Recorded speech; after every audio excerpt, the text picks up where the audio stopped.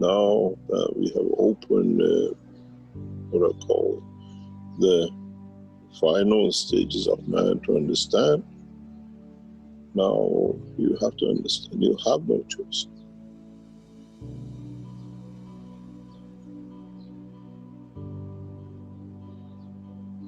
It needs a lot of understanding, it needs a lot of positioning, it needs, there is a celebration going on. A lot of you will report massive number of UFOs in huge numbers. It's not one or two anymore. It's just like a party, let's all go there and there is a traffic jam. You will see those happening in the coming weeks. There is a big party going on this planet. Man has not seen it, do not understand it. In a way, without you knowing, you go to out shopping and you come home, the party is set, and then you have a surprise. In a way, mankind is waiting for that surprise, but There are a few steps to be taken. The universal what they call universal community has already laid out the party. And to lay the party, you need to bring a lot of things ready, a lot of souls. All friends are coming back. You will see a new transformation on the skies and in the skies of this planet very, very soon. We changed the whole structure as of last week, and we brought a new dimension. You will see it, you will feel it. And this situation with Corona is actually would have happened because the soul of this planet was getting ready to join the universal community. And it's a solution for man to find himself in, to elevate himself. This is a universal council teacher. This is what we call one nation, one planet, one race. And in so many ways, we have made one of you, but we have joined you to be one of the totality. It's a birthday party.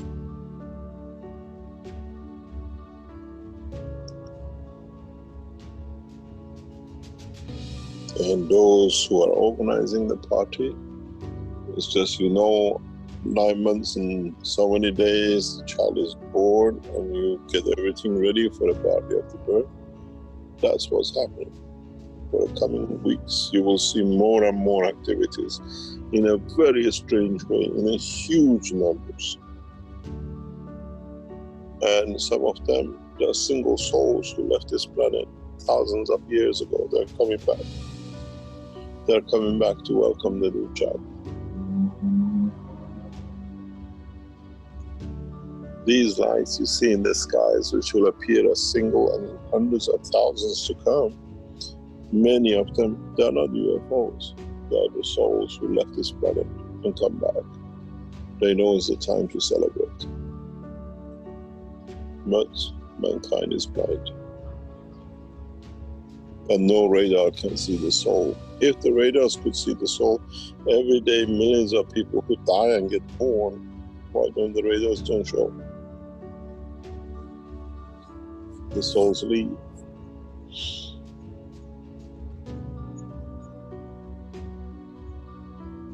Now you see the soul return.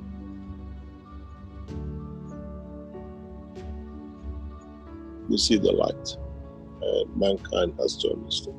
You have no choice. We have left you no more choice. We left it to you that for some millions of years and you did nothing but just mess it up more and more.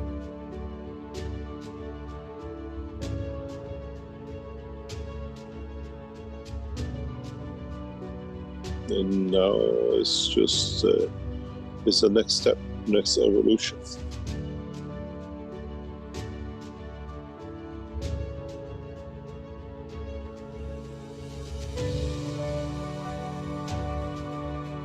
But how far, how much, to what extent mankind is ready for it is a question for the man to ask himself.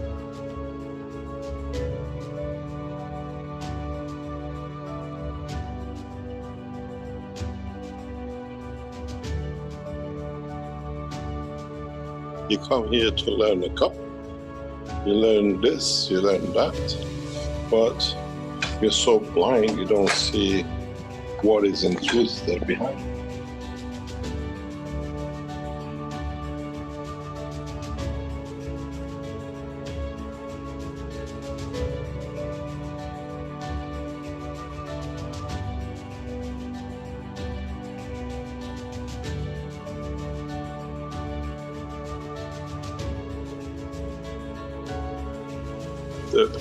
The reality is, and this is the question I asked yesterday as well, is the soul of the man as totality ready for this transformation?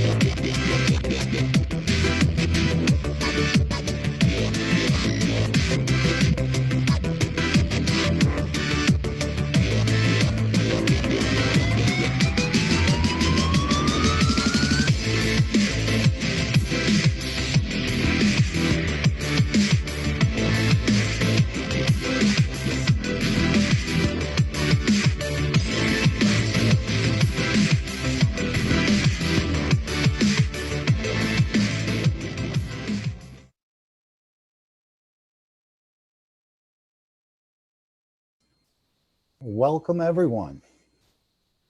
Friends we keep close and friends we keep even closer. This is the Kesh Corona Telegram meeting in English for November 1st, 2020. It's going to be a very special program today, and we want to give a warm welcome to our friends from Iran who are going to share knowledge and technology with us.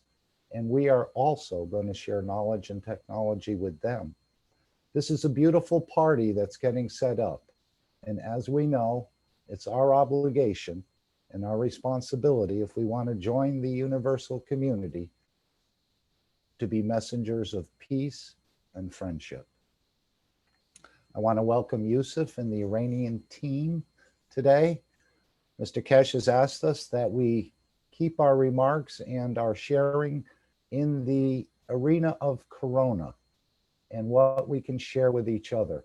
As we know, most of humanity has encountered this. It's affected all of our lives. So let's all work together to find a solution. We do have a solution. Mr. Kesh has brought us this solution.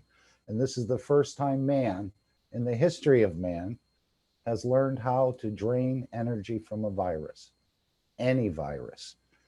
So I want to welcome you all today. And we have a beautiful presentation, which will be done by Yusuf and the team, and it will be interpreted for us by Arzarjan. And we want to thank you, Arzarjan, for being here today with us. Would you like to start the presentation, please? Thank you, Mike. Thank you for all the nice thing you said about everybody and the whole planet and what is about to come. So Rick, you can play the video and then we can continue from there.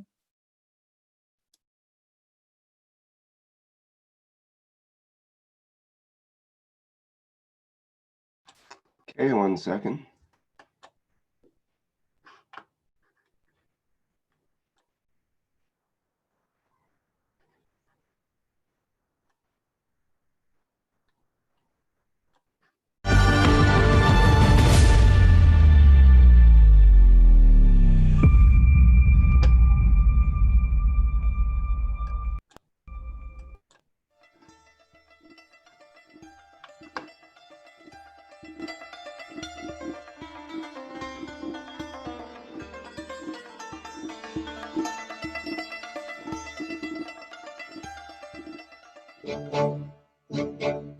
Iran.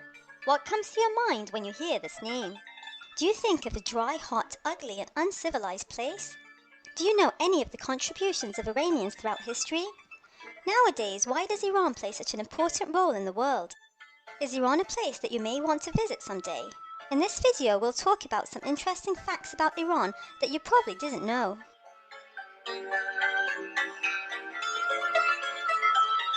With its inception in 3200 BC, Iran is argued to be the oldest country in the world. It's currently the second largest country in the Middle East and is amongst the top 20 countries in the world in terms of both size and population. I'm sorry, I hear that we're not seeing the screen here somehow, so just bear with me a second. Rick, we see the screen. I see the screen. Oh, okay. Mark's.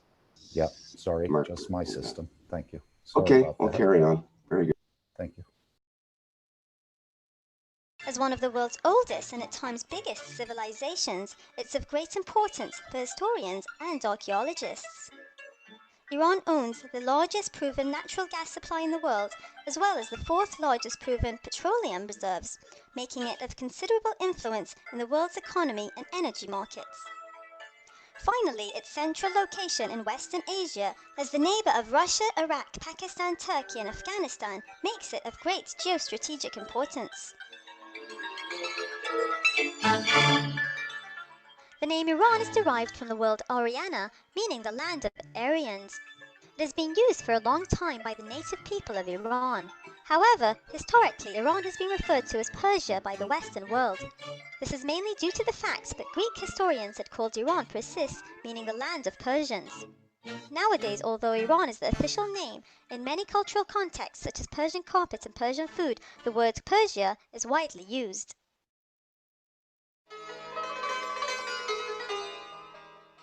Iran is home to one of the world's oldest civilizations going back to at least 3200 BC. Around 500 BC, Iran became the biggest empire in the world. At its greatest extent, it included the modern territories of Iran, Iraq, Egypt, Syria, Jordan, Israel, Palestine, Lebanon, Libya, Turkey, Bulgaria, Greece, Azerbaijan, Pakistan, and Afghanistan, amongst others. A series of devastating wars, incompetent leaders, and the empire-building competition between Britain and Russia resulted in a significant loss of its territory, and now Iran is ranked only 18th in the world in terms of area. Iranians are credited with the first real post and mail system, qanats, windmills, teaching hospitals, and the first charter of human rights, amongst others. Nowadays, Iran is mostly known for its oil and gas, carpets, pistachios, caviar, and The general perception is that Iran is dry and hot. Well, although you can definitely find some very hot places in Iran, it also has large areas with subtropical weather in the north along the Caspian coast with dense rainforests and heavy rainfalls. The western parts of Iran have much colder weather, and in some areas they experience heavy snowfalls due to the presence of Zagros mountains. You can even find very good ski resorts in Iran, including the popular resorts Tochal, Dezin, and Shemshak. Tehran, the capital of Iran, has 4 distinct seasons, with very hot summers, cold winters, and mild weather during spring and fall.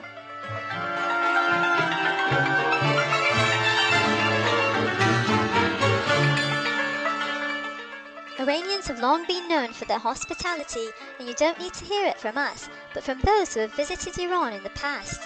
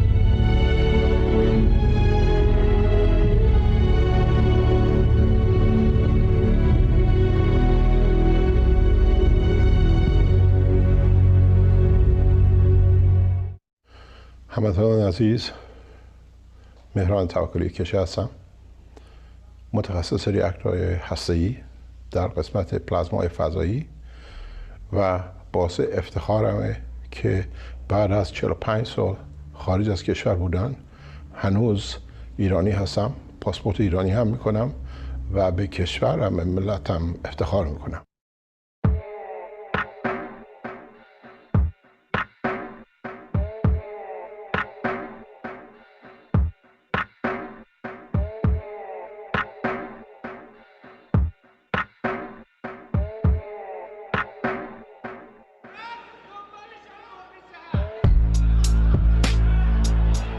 سرشاق سر کوی تو دیران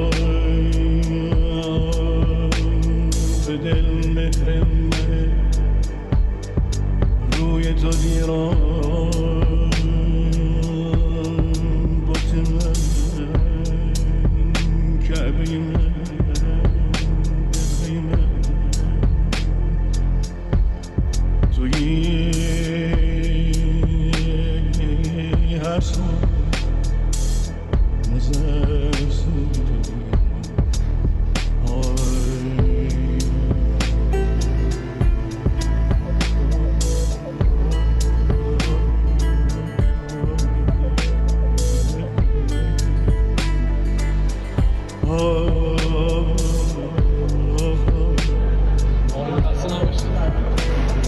خسته نباشید. سلام آقا یوسف، قربونت برم. ترسون ازش سوی تو دی سوی تو دی ای دل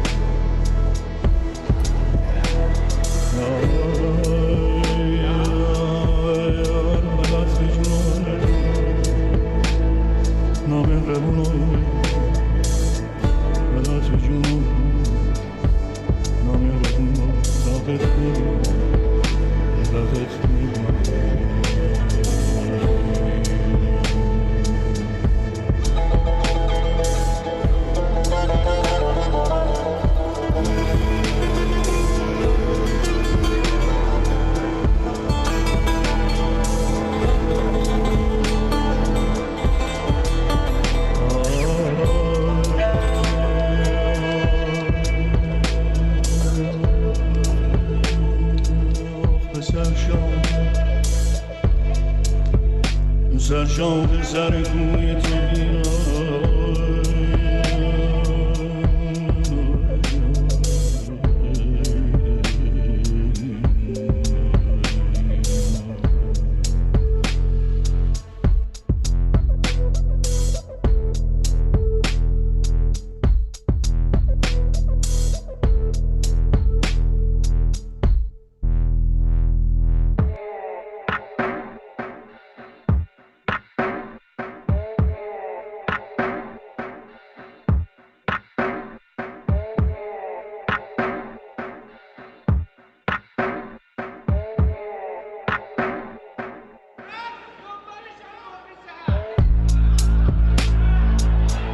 سرشان سر کوی تو به دل مهر منه روی تو دیران بوت من کعبه من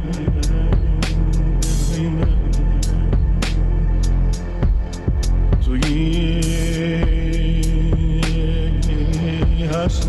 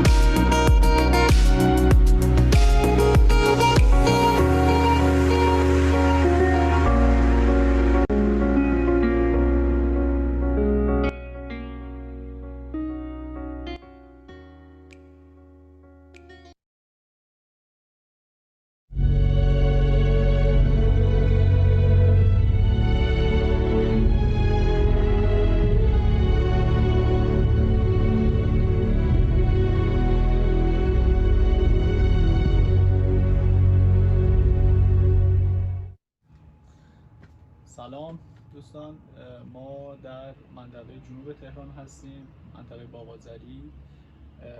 مؤسسه توانبخشی یارا تو این فرصتی که در اربعین داشتن از ما دعوت کردن که چند روزی رو اینجا در خدمتشون باشیم و همکاری بکنیم باشون و تونستیم اینجا یه تعدادی از گنس‌ها رو تولید بکنیم و بسته‌بندی بکنیم و به دوستانی که نیازمند هستن کمک بکنیم. خدمتتون عرض کنم که کار خوبی که اینجا انجام شد این بود که مجانی بیمار می‌دیدن. بله اینجا به صورت رایگان بیمارا رو درمان می‌کردن تو این چند روز اربعین و ما هم تونستیم که اینجا خدمتتون بکنیم. از دوستانی که اینجا حضور به هم رسوندن از مهام عزیز، بنادر عزیز، آقای رضایی و سایر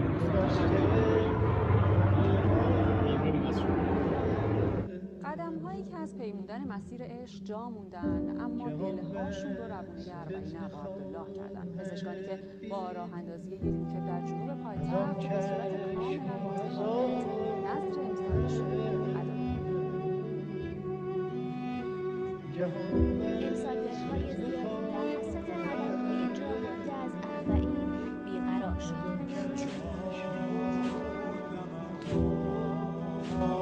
این بیقراری‌ها برای عده جوان باعث شد تا در جنوب پایتخت یک موکب برپا کنند. دیروز برای مربوط اعصاب اومدم، برام نوشته فیزیوتراپی و دارو و اینا. هوای زانو اومدم. برای چشم اومدم. سنجشی بزنم. موکبی با همان حساب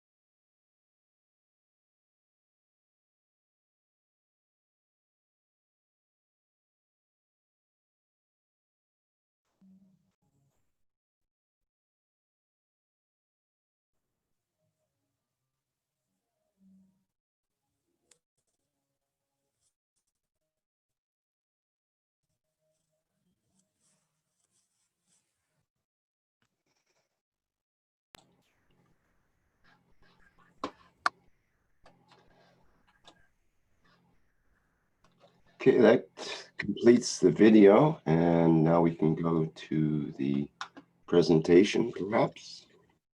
Yes, Rick, please.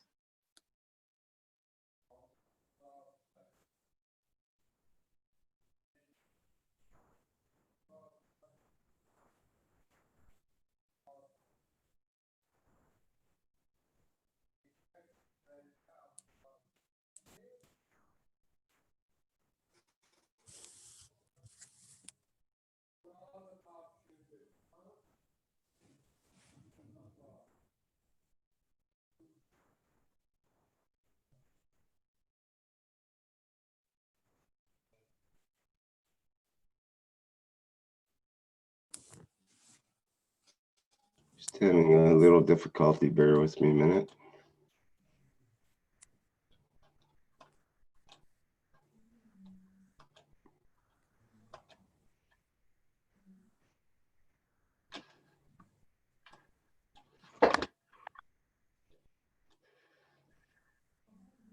Okay, there we go. Okay. Hello, everyone. I'm Yusuf, one of the Kishore Foundation members in Iran. Because Ms. Azar speak better than me and Iranian knowledge seeker are here, so I speak Farsi. Thanks again, and I hope you have a constructive meeting. Mr. Azar, Ms. Azar, are you ready? بله یوسف جان من آمدم شما اوکی بسیار خب از اونجایی که این در دسترس من نیست این اوکی اسلایدها رو شما مدیریت بکنید مرسی اوکی Rick, can you start with the slides and I tell you when to move them if it's possible?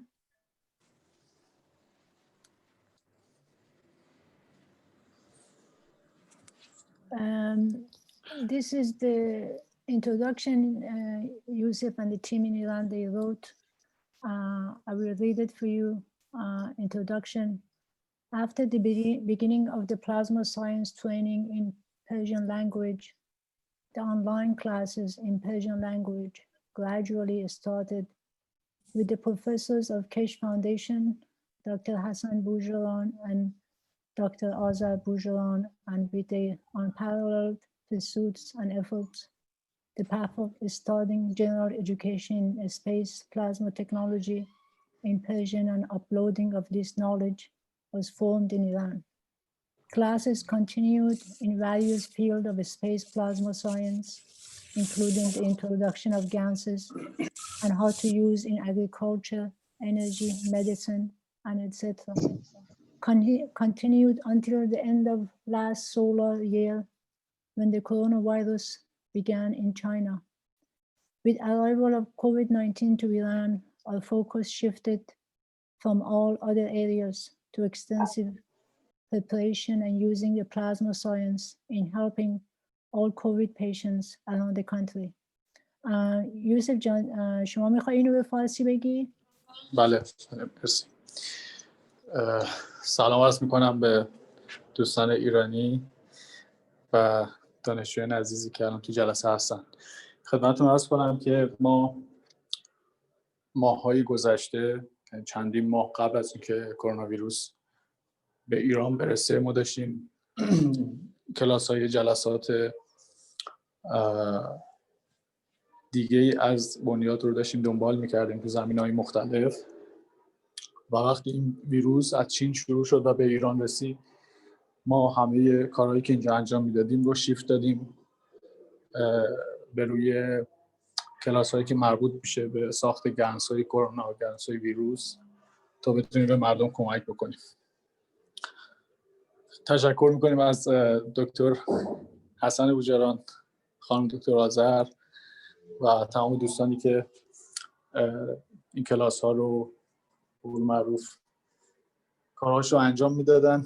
تشکر ویژه داریم از جناب پروفسور کشه و همه دوستانی که ما رو همراهی میکردن در کمک رسانی و امداد رسانی.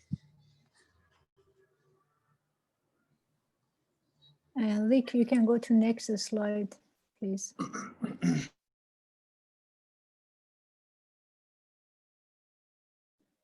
اوکی یوسف جان میخوای راجع به اینا بگی اول شما بعد من ترنسلیت میکنم. بله خدمتتون عرض کنم ما موقعی که شروع کردیم امداد رسانی رو سعی کردیم که کیسایی رو که کمک میکنیم و درمان میشن دسته بندی کنیم و فایل براشون درست بکنیم که نشون بدیم چند نفر رو به صورت مفید تونستیم درمان بکنیم. سمت چپ فرم رضایتنامه بیمار یا ولی بیمار هست و سمت راست فرمی هست که برای پایش بیماران یا روند درمانشون رو ثبت میکنیم. بفرمایید خانم آذر. Yusuf John is saying that when we started in a very organized way to see the patients. What we did, we documented everything. And as you see here, we created 2 forms. On the left side is a consent form, and the right side is the way the patient was improving, step by step. Every single evaluation of the patient was written on this paper, how the patient was feeling while the patient was treated with the GANS system.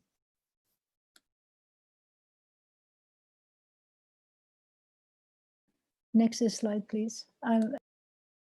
میبخشید میخوای دوباره انجام بدی اونو یا تموم شد؟ نه تموم شده، مرسی. اوکی. مرسی. اینجا ما گروه امدادمون رو میبینید. ما شروع کردیم درخواست کردن از دوستانی که دانشجویان قدیمی بودن و با ساخت گنس‌ها آشنایی داشتن. اینها رو دعوت کردیم که بیان توی گروه امداد رسانیمون، اونایی که داوطلب بودن، تا بتونیم مفیدتر کمک بکنیم. اینی که شما میبینید گروه امدادمون هست. هر کیسی که معرفی میشه یا توی گروه ها درخواست میده و در شرایط اضطراری قرار داره، توی این گروه قرار میگیره و امداد رسانه‌ای که تو لیست هستن اینجا حاضر هستن و به صورت 24 ساعته بهشون کمک میکنن. فرمود خانم. Yusuf John is saying that when the corona started, they created this group, we say in Farsi MDOT, Team Emergency, that we called upon all the old knowledge seekers who were familiar with the knowledge, how to make the ganses. So everybody came to this team and started making the ganses and start treating the patients. And the list of them is in here, and how they started to communicate with everybody, and how everybody started calling this emergency team if anybody was infected. So this emergency team was working 24/7, and anybody reach out to them, they will respond to them. Next, please. Next.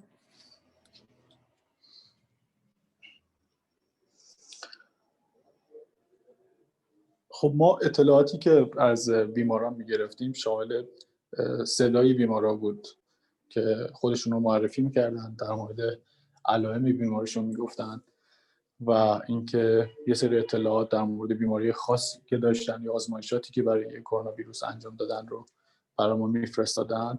دسته‌بندی میشد و توی این گروه قرار میگرفت که پزشک بتونه بررسی بکنه و بر اساس علائمی که دارن بتونیم پروتکل‌های درمان رو بهشون بدیم.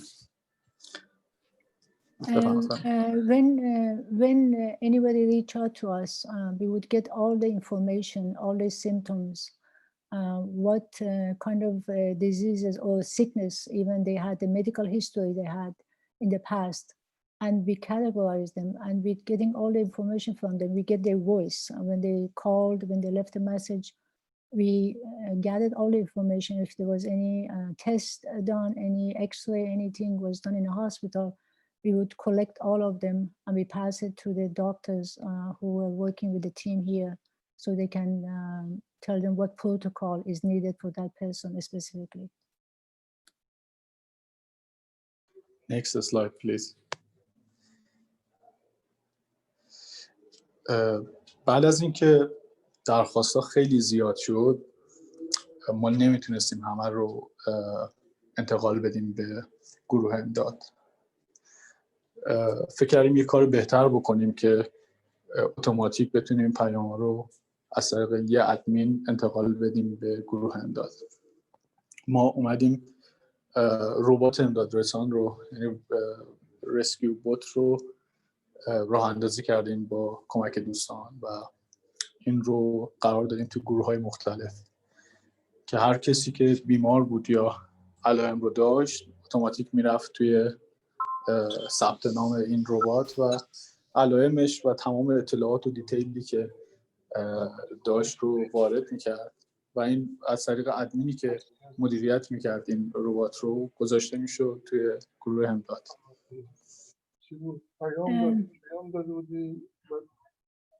Somebody's microphone is open.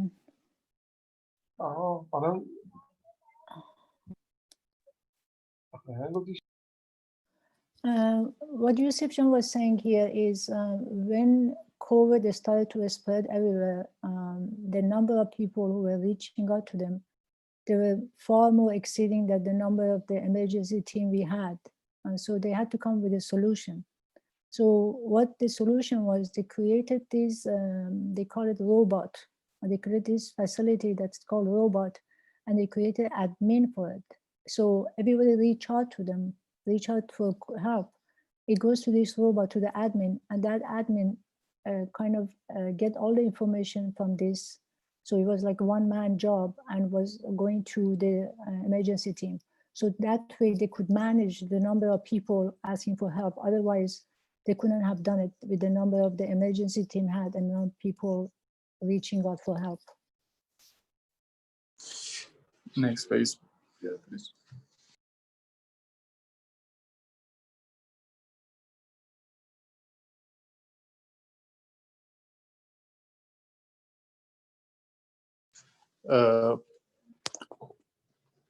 ما ربات تلگرام رو مجهز کردیم به یه اپ اندروید. این اطلاعاتی که از ربات تلگرام دریافت میشد فرستاده میشد به اپ اندرویدی که ادمین رباتمون بودن و ایشون بعد از اینکه میدیدن چقدر بیمار در شرایط اضطراری هست و علائمشون رو دسته‌بندی رو قرار میدادن توی گروه امداد و اینطوری باز هم کارمون سریعتر انجام میشد. What they did, they they connected this robot to an Android app that was the admin. So according to what cases were coming, if they were more extensive in terms of the condition, they would categorize it. So that way it will go in the more like a severe category to the emergency team. And according to that, they could take care of the patient in a better way. The people who had a harder condition or severe condition would be taken care of much faster than they had people who were still in a preliminary step of the COVID-19.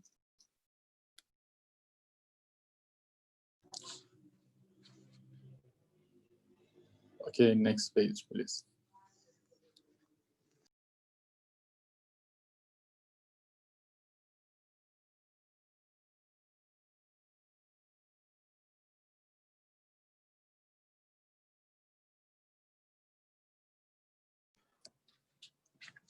خیلی از بیمارستان ها از ما درخواست کردن که بتونیم کمک بکنیم.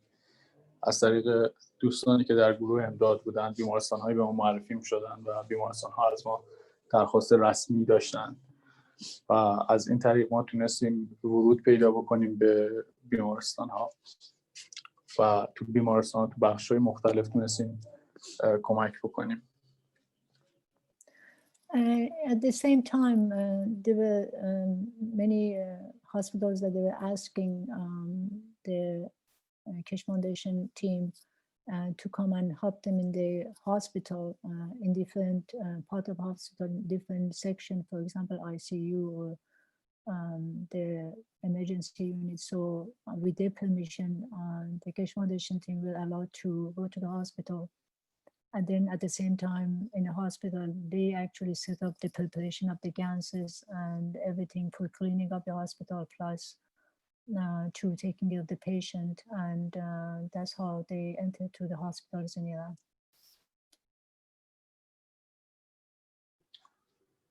Next page, please. Thank you.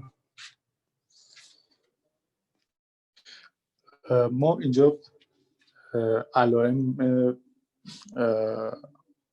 بیماری رو داریم. با توجه به این علائم بیماری که ما معرفی می شدن و مشخصات بیمار که در چه شرایطی هستن، ما از طریق پزشک بنیاد مخصوصا دکتر براپور میتونستیم پروتکل لازم رو برای بیمار انجام بدیم. بنابراین تو این لیست شما علائم مختلف بیماری رو میبینید که ما اینها رو بررسی میکردیم، میپرسیدیم از بیمار. What you see here is a form, is a patient information. It's not a patient information form. It's the list of all the symptoms anybody with corona can show.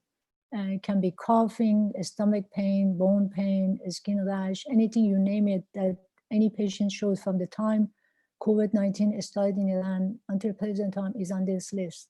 So according to what patient stated in the Telegram message, what the condition they have, the list they have. So specifically, like Dr. Balaput could tell which protocol is good for this patient. So they just send the patient with the information that again is specifically for that patient. Okay. Next, please. Next, please.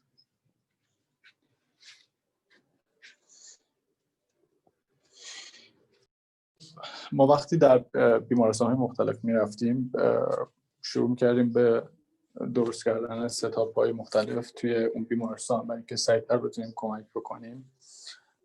شروع می‌کردیم ستاپ‌ها رو توی بیمارستان‌ها درست کردن و اینجا یه چند نمونه از ستاپ‌های مختلف رو می‌بینید که ما راه اندازی می‌کردیم.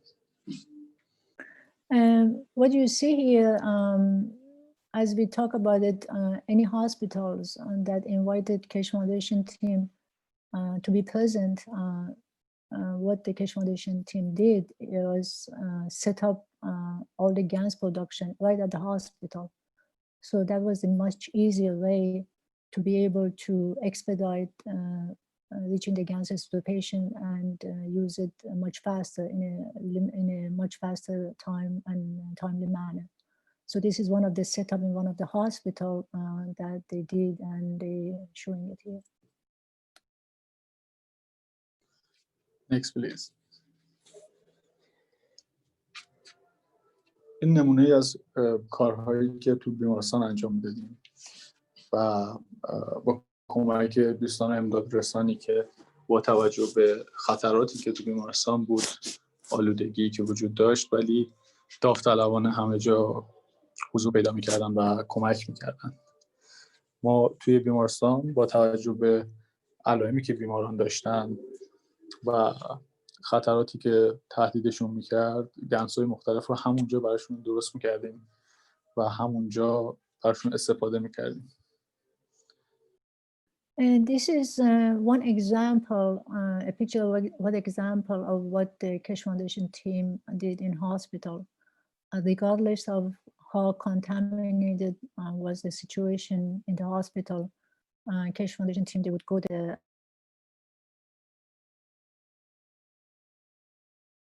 The protocol was to clean the setting and also treat the patient right at the hospital. Next, please.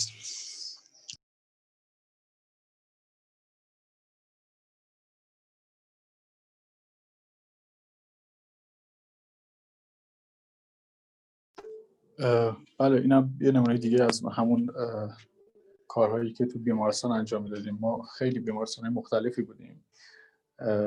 ما 4 تا شهر مختلف توی بیمارستان‌های مختلف رفتیم و با کمک داوطلبایی که داشتیم تونستیم کمک‌های زیادی بکنیم. این هم توی شناختن بنیاد کشه و هم راهکاری که برای کرونا داشت، معرفیش خیلی مهم و تاثیرگذار بود. And this is another example of the work in hospitals. They were invited to many hospitals, 4 cities especially. And this was one way that the hospitals got to know Keshe Foundation and also all the doctors who became familiar with the plasma science, and how some hospitals, even when one of the family members was cured with the GANs, they would call for them to go to the hospitals and take care of, especially for the people who were in the ICU and they had no hope for them. They would go there and they would bring them to life. Next, please.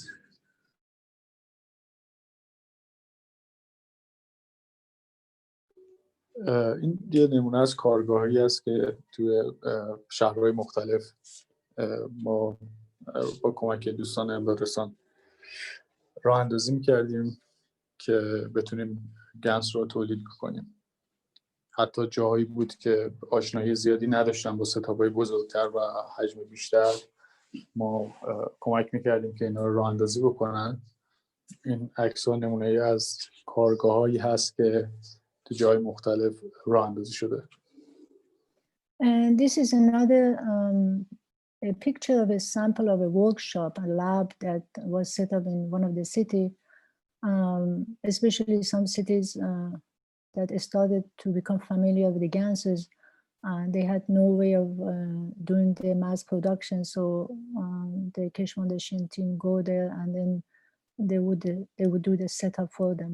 And this is an example, one of the city that they went to and created this workshop and laboratory for them. Next, please.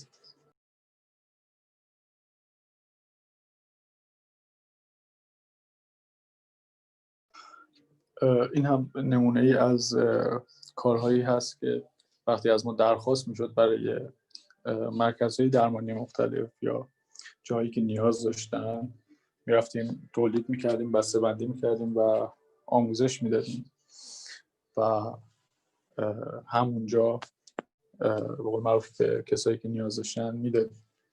این هم یه مرکز درمانی در جنوب تهران هست که به مدت 1 هفته ما مهمونشون بودیم و تونستیم خدمت بکنیم. This is another example of when any center, any organization, any hospital asks for help, they would go there and set up the GAN system and everything for them and help them. And actually, what I want to add here myself, I was very shocked when Yusuf John told me that they were asked to go here and help them for that week. And they were so quick to provide all the bottles, all the labels, all the manpower and everything in a matter of a day. And I was just shocked and I asked him, how do you guys do it? But I was very impressed with the way the whole foundation really works there. They're very, very quick with making the material, getting all the people involved and run the whole show and help people in a very speedy way. البته خانم زد تشکر میکنم از شما، ولی بدون کمک بچه‌هایی که اینجا کمک میکنن، دادرسانایی که کمک میکنن، حاضرن هر لحظه هر جایی که اعلام میکنیم بلافاصله خودشون رو میرسونن. این حاصل تلاش ها و نتیجه زحمات دوستان هست. ممنون از شما. What Yusuf Jan is saying, he says the whole knowledge seeker in Iran, they just once they get the message or a phone call or a text and they're ready, it doesn't matter if it's day or night. And if it wasn't for their effort, we couldn't do this, we couldn't do what we do in Iran. And he's thanking all of them to be there for everybody and to help and being so nice to each other and to all the people in Iran who have a problem, and we reach to them as quickly as possible. Okay, next please.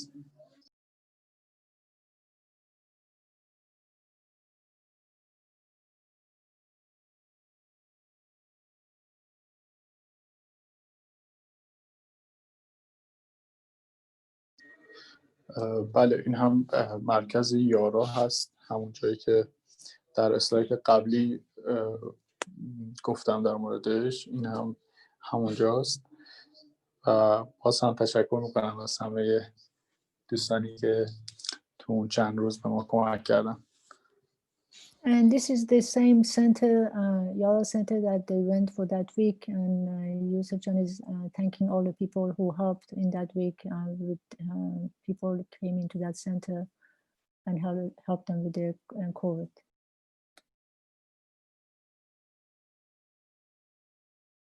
Okay, next please.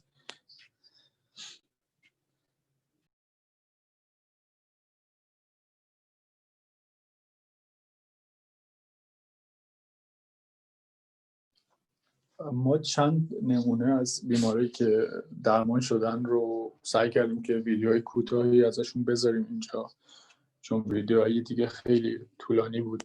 چند تا کوتاه‌تر رو انتخاب کردیم. البته اگر روی دستگاه شما این رو پلی بتونه بکنه، کویک تایم پلیر نصب باشه، میتونیم ببینیمش. Yusuf John is saying there is a couple of videos of people who were treated and they chose the shortest one of them. And if we can show them here, they play it, that would be great if they can play it, if it's possible.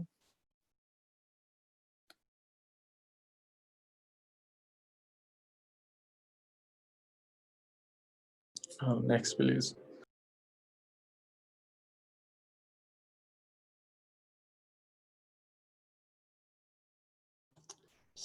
Sorry, where's that video? Yeah, you should to play this. Yusuf John, it doesn't show anything that can play. Do you think it hasn't? ضربه میزنم پایینش یه گزینه‌ای برای پلی کردن میاد. اگه نصب باشه برنامه کویک تایم پلیر، اگه نیست که Rick, Yusuf John is saying there should be something on the bottom. If you click on the picture, it should play it. No, I don't have any response. It might be because I converted this to a PDF. No problem. ما هم بعضی دستگاهی مشکل رو داشتیم چون اپلیکیشن کویک تایم پلیر نصب نبود، سینک نمیشد که بالا بیاد. اشکالی نداره اینو. Okay. He says there's no problem. We can go to Yusuf John, you want to say something about چیزی بگی؟ بله. اینها بیمارانی بودن که در شرایط اضطراری بودن و همشون مدارک کروناشون مثبت بود و تمام اسنادشون رو برام فرستادن. بعضیشون در بیمارستان بودن. ما خیلی سریع بهشون تونستیم کمک بکنیم و اینا بعد از 4-5 روز، یعنی بیشتر از 4-5 روز طول نکشید تا اینا کاملا سرپا شدن و خوب شدن و داوطلبانه ویدیوهاشون رو برام فرستادن و در موردش صحبت کردن و همینطور که اگه ویدیو پلی میشد مشخص میشد که چقدر سرحال هستن و خودشون توضیح میدادن، ولی خیلی خیلی سریع توی 4-5 روز به شرایط نرمال برگشتن. And the next few pictures you see, they were supposed to be videos, short videos of these people who got well in hospital with the help of Kesh Foundation team, and then they made a recording at home of what was happening, what was the process, what they went through, and they gave kind of a testimonial to the condition. And unfortunately, we can't play it here, but you can go to the list if you want, Rick.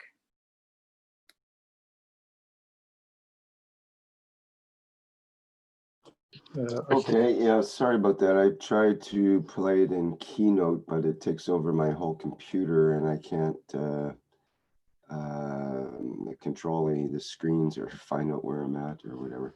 So it's in That's a okay, different Rick. application that doesn't play the video. I'm just seeing if there's another way I can do it. Okay, we'll just skip through then. So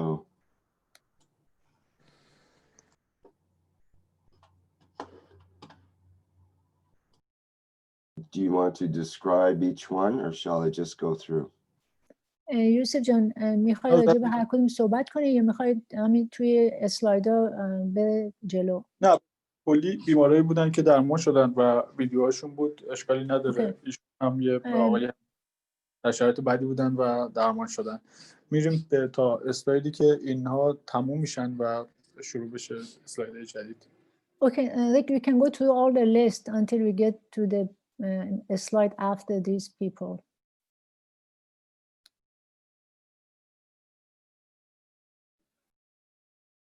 یوسف جان میخوایی سر این چیزی بگی؟ بله، این یه منطقه از تهران هست. موقعی که ما نشون دادیم که گنسا میتونن ضد عفونی رو انجام بدن و بعد از گرفتن چندین آزمایش تو مراکزی که توی ایران بودن، از ما درخواست میشد که بریم به مراکزی مثل مسجدها، پایگاه بسیج یا جایی که توی مناطق مختلف هست و بتونیم کمک بکنیم برای مسئله ضد عفونی.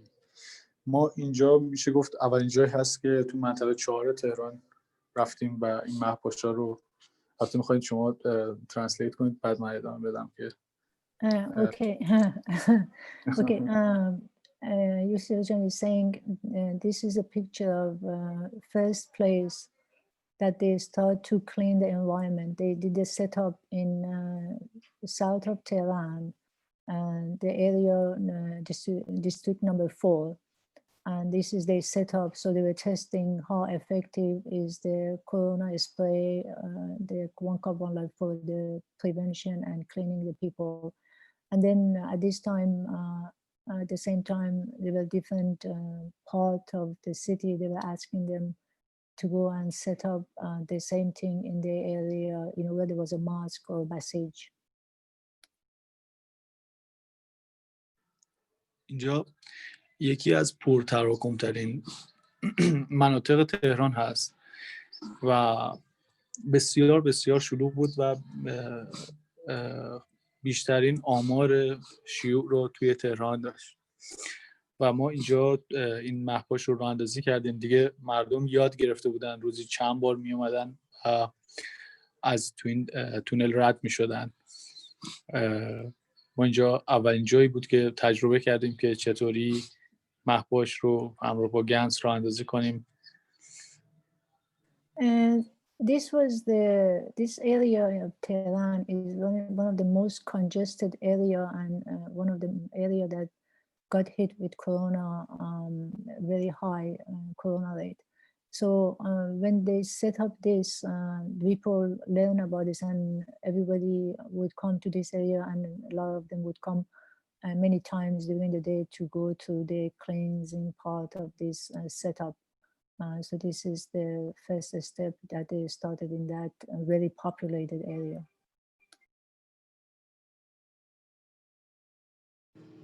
Next, please.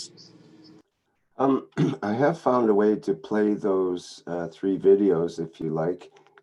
It might be in a smaller window and inside my application, but if you like, I can try that now. Okay, you can do it. Like, we can try one to see if you like it. Yeah, let's see if it works. Okay.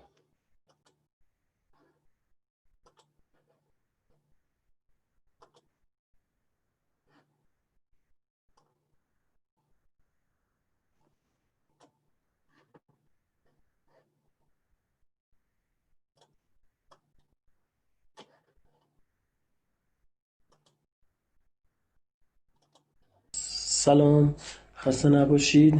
من مشکوک به کرونا شدم. اگه علائمتون بود رفتم بیمارستان، تست گرفتن ازم، مثبت در اومد. بعدش اومدم از آب پلاسمو از شرکت کش استفاده کردم، هم مو خوردم، هم اسپری میکردم کل بدنم رو، هم تو قیلونای شیشه‌ای میکردم و میکشیدم.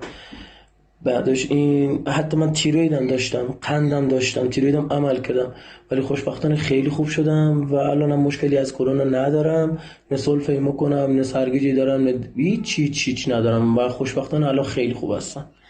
ممنون، خداحافظ. Rick, that's very good. Can we play the other 2, please? Okay. Did you want to do any translation on that first? Yes, I can do that. What the gentleman is saying is that he got the corona and his case was very severe, but then he used the Gans water for drinking and the patches and with the breathing. And even he had thyroid and blood sugar, but he had done operation on his thyroid. But then after that, the COVID is gone, and then he feels great. He feels like everything in his body is normal, and he's very thankful for the Kesh Foundation team.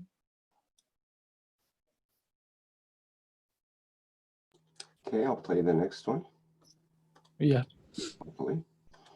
محسن سخا هستم. در اسفند 98 در بیمارستان به علت بیماری کرونا بستری شدم. چند روزی که توی بیمارستان بودم خانومم محلول رو به نام گنس بهم معرفی کرد که خیلی تعریف می‌کرد برای درمان کرونا. خب من توجهی نکردم چون اونجا دارو مصرف می‌کردم. بعد از اینکه از بیمارستان ترخیص شدم هنوز سرفه و تب و لرز و البته تب و لرز خیلی کمتر ولی درد عضلانی داشتم، تنگی نفس هنوز با هم بود.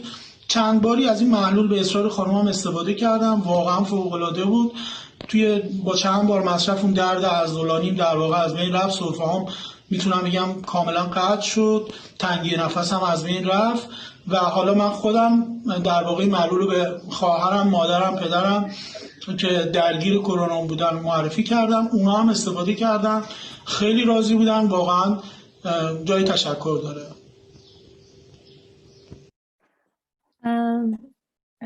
This gentleman, his name is Mohsen, and he got corona and he went to the hospital. And then his wife brought the gas water for him, but he didn't pay really attention because the doctors were treating him. He didn't care for it. But when he went home, he still had muscle pain. He was coughing. He couldn't breathe. And then, so he took the gas water from his wife and he started using it. And after a couple of days, his muscle pain, joint pain went away, his cough went away, his breathing problem went away, and he became really, really well. And then after what he saw was happening to him, he gave the gas water to his family, mother, father, sister, brother, everybody introduced the plasma water to everybody with what happened to him.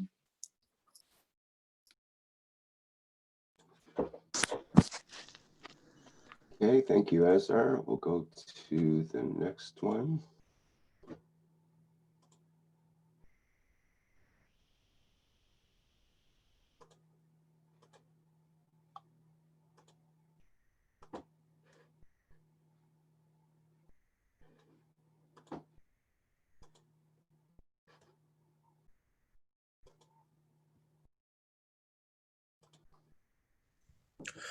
سلام خدمت دوستان عزیز. من مبتلا به کرونا بودم، حالم هم خیلی وخیم بود، یعنی تب داشتم، سرفه میکردم. با 2 بار مصرف آب گنزدار الان خیلی حالم بهتره، خدا رو شکر. واقعا خدا خیرتون بده، خیلی ممنونم ازتون. What this gentleman is saying, he says he got the corona, he had fever, he had pain, and he couldn't breathe. But then with the using the plasma water, gas water, in 2 days, he felt really, really well. And he's very thankful for the Cash Foundation team to bring him the gas water. He's really appreciated.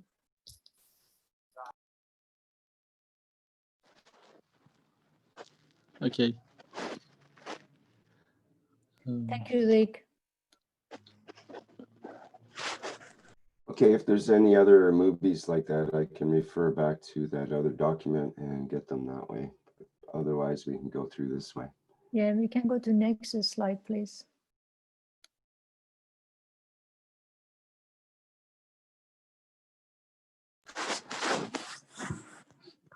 ما وقتی شروع کردیم توی منطقه 4 کمک کردن، شروع کردیم به ضد عفونی محیط با دوستانی که اونجا کمک میکردن به ما حجم زیادی از گنس رو تولید میکردیم و آب گنس رو توی ماشینایی که مخصوص ضد عفونی بود قرار میدادن و محلات رو با این پاکسازی میکردن.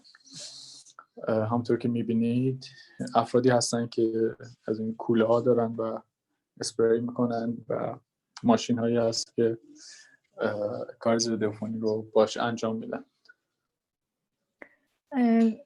As you see in this picture, this is the same area, District 4 in south of Tehran. And this facility they created, this is for gas water to clean the environment area. And as you see, there's a car there, there's a tank with the gas water in it for cleaning the area, the neighborhood. Plus all these gentlemen, they having this backpack, like a spraying system that they would go around and spray the whole neighborhood. Next, please.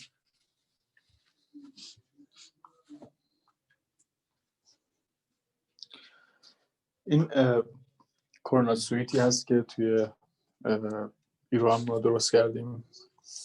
این هم به قول معروف از پکایی استفاده کردیم براش. توی جیبایی که اون قسمت‌های نوارهای قرمز پکایی قرار میگیره که آغشته به گنس و آب گنس هستن و پورتیبل، بدون که لباس رو در بیارن این رو میتونن عوض بکنن.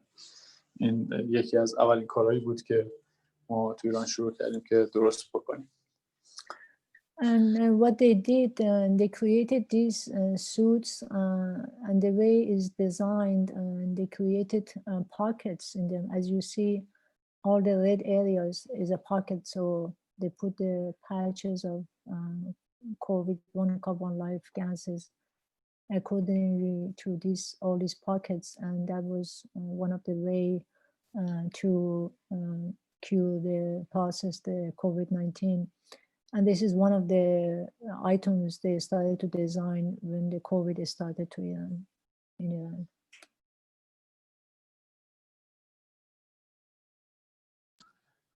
Next one, please.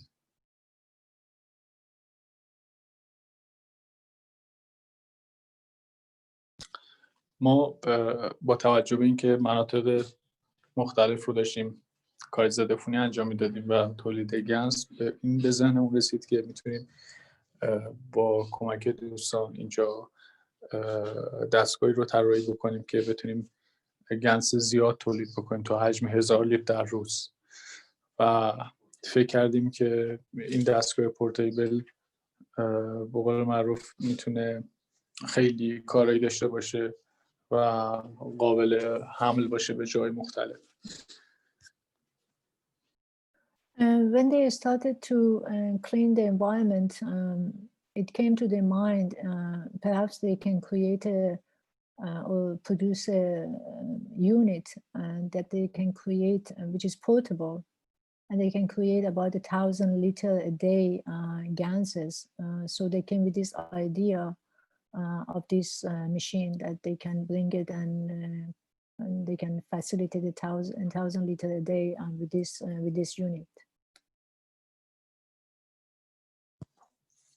Next, please.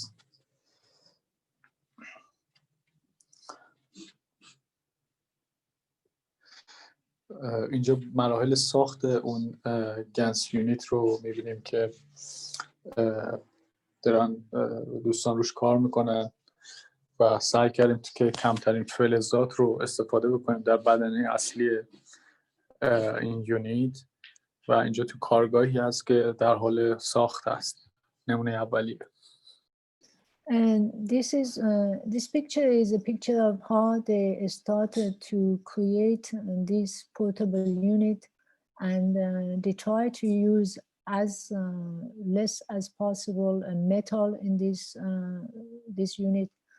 So this is one of the pictures and the factory, the workshop that they started to manufacture this portable unit.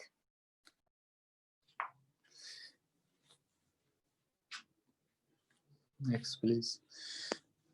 این مراحل پایانی ساخت دستگاه رو میبینید که اینجا تقریبا خیلی از کارهاش انجام شده و آماده برای بهره برداری هست. And this picture is almost the finalized of that portable unit that you saw initially. The picture they started in that workshop. This is almost done. It is about to be ready to get into work. Okay, next, please.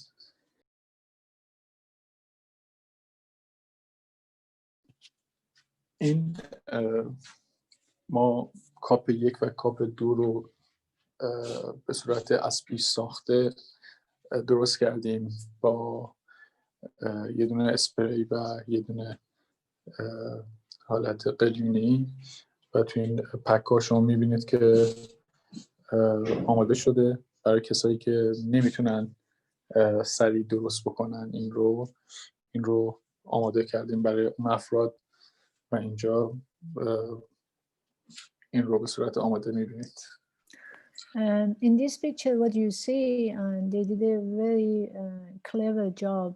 They created 2 cups to create cup 1 and cup 2, plus a spray water, plus the breathing unit, all in one package. So if anybody gets sick or anybody needs it immediately, because until they come and they want to go buy the material and set it up might take weeks or months. But then this way, since people are not familiar and they can just send them this package immediately, so it's ready to go. They just have to add the salt water and then they start to make the gases very quickly, and they can use the gases in a matter of a week.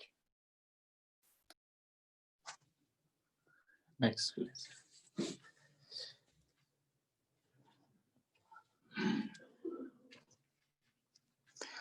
بعد از همه کارهایی که جا در حال انجام بود برای کمک رسانی، بهترین کاری که ما میتونستیم انجام بدیم که این دانش رو به عموم مردم برسونیم و یه جورایی عمومی تر بشه برای کسایی که اطلاعی ندارن. تونستیم موفق شدیم 2 کتاب اول رو، همینطور که کتاب‌های دیگه در حال چاپ هستن، 2 کتاب رو آماده بکنیم، کتاب‌های اول رو، و به دست مردم برسونیم. کتاب‌ها همچنان در بازار هستن و مردم اینا رو میخرن، مطالعه میکنن و با این دانش آشنا میشن. تو سالهای زیادی بود که این کتاب‌ها تو ایران نبود. And while the whole thing was going on with taking care of the patient and Kesh Foundation doing everything else, they started to print the books of Mr. Kesh,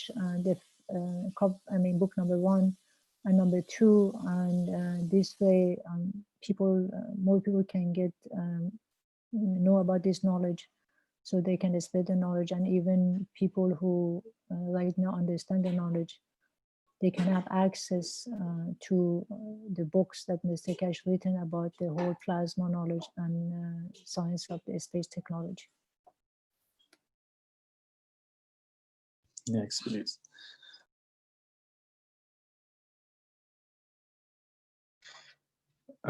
این هم یکی از عکس‌های زیباییه که یکی از امدادرسان‌های خوب ما تو طبیعت با کاپ آف لایفش گرفته و برام فرستاده که می‌بینید.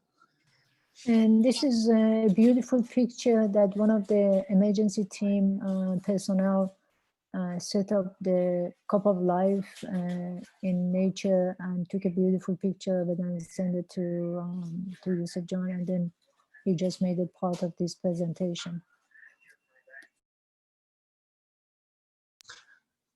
Okay.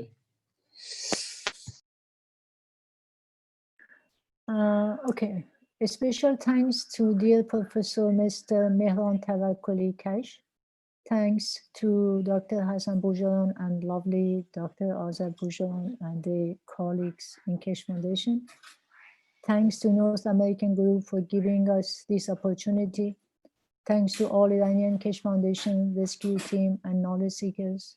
And finally, I wish to elevate the soul of all knowledge seekers anywhere in the world, and then one it for all humanity. Thank you.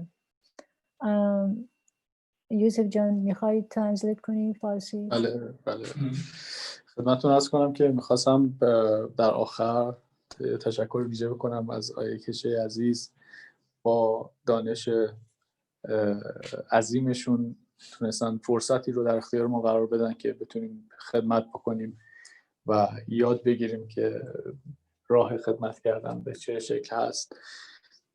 تشکر ویژه میکنیم از آقای دکتر حسن بوجاران و خانم آذر عزیز که در این ماه‌ها تلاش‌های زیادشون توی کلاس‌ها راهنمایی کردن، کمک کردن و شبانه روز در کنار ما بودن. تشکر ویژه میکنیم از تیم کش فاندیشن امریکا برای وقتی که در اختیار ما گذاشتن که اینجا مهمونشون باشیم، و از همه ایرانیایی که همراه ما بودن، همه داوطلبا، همه همراهان، همه دانش‌پژوهان که واقعا بدون حضور اونا، بدون همراهی اونا و کمک این امدادرسانای عزیز ما نمیتونستیم هیچ کاری بکنیم. خیلی ازتون ممنونم برای همه زحماتی که کشیدید. در خدمتتون هستم. اگه سوالی هست ما اینجا هستیم که اگر دوستان آمریکایی سوالی دارن در خدمتشون باشیم. Like Yusuf John is asking if, and all the people here, if anybody has any question, please ask your question so we can answer it.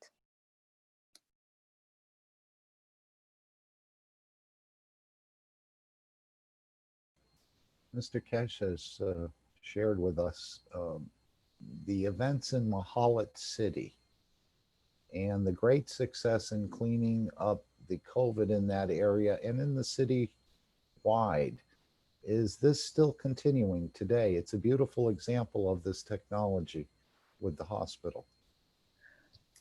Yusuf John, what the question is, Mr. Kesh, explained that what went on in city of Mahalat and how we cleaned up the hospital from patients and the whole city was cleaned up. So he wants to know that if this is still going on and that city is still clean and the same thing is going on at the moment. I'm sorry Yusuf John, من دارم اینو انگلیسی میگم. ببین یوسف جان، ایشون سوال کردن که سیتی محلات رو که مستکش که صحبتش کردن که ما اونجا رو تمیز کردیم و نه تنها هاسپیتال بلکه تمام شهر رو تمیز کردن. ایشون میخوان بدونن که آیا هنوز همونطور شهر تمیزه و هیچ مسئله اونجا نیست در حال حاضر؟ بله خدمتتون عرض کنم که یکی از اولین جاهایی که از ما درخواست کردن که از طریق فکر میکنم خواهر شما لطف کردن و آیی که اونجا کار میکردن رو معرفی کردن به ما و از طریق یکی از امدادرسانا تونستیم اولین گنس‌ها رو براشون بفرستیم. وقتی که اولین نتایج رو گرفتن خیلی شوکه شدن و با ما صحبت کردن که میشه یاد بگیریم که این چی هست و چطور میتونیم بیشتر کمک بکنیم. ما حجم خیلی زیادی از گنسامون رو اونجا فرستادیم. ایشون در بخش اورژانس بیمارستان بودن. بخواید اینا رو صحبت کنید بعد. Okay. What Yusuf John is saying, it says when they because one of our relative in that city, they reached for help. When the Kish Foundation team took the gans to that hospital, to that doctor, and then that doctor started to treat the patient, and he was really shocked how quickly he could really retrieve his patients. And I think he had about 200 patients in that hospital. How quickly he could retrieve them, he contacted them and asked how can he learn about this, how can he do more. So that's how it started. یوسف جان دوباره میخوای ادامه بده من دوباره بله. وقتی که در اورژانس استفاده کردن و نتایج رو دیدن شروع کردن از درب اورژانس هر کسی که می اومد اول اسپری میکردن و بهشون میگفتن که این چی هست و از همون ابتدا شروع میکردن با آب گنز کمک کردن. به خاطر همین خیلی سریع از چندین ماه گذشته فوتی‌ها به 0 رسید و حتی شهر رو بخشای زیادیش رو با این پاکسازی کردن. بنابراین در محلات ما هنوز نشنیدیم که فوتی داشته باشن یا اینکه به قول معروف تا یه جایی ما خبر داریم که اصلا بستری تو بخش کرونا ندارن. What has happened when this process happened, the 200 patients, they all got well, and then after that, any patient who came for corona, COVID-19, right away, they would give them the spray, the whole protocol, and they don't even keep them in hospital. They would send them home, and they would ask them to come back in a week and report how they're doing. So at that point, the people start getting well, and then the mayor and then the doctor in that city, which is a small city, they took over and they cleaned the whole city. And at the moment, they don't have any COVID patient in that city, and no one comes to the hospital for COVID-19. در خدمتتون هستم. اگه سوال بعدی هست. Any other question, please?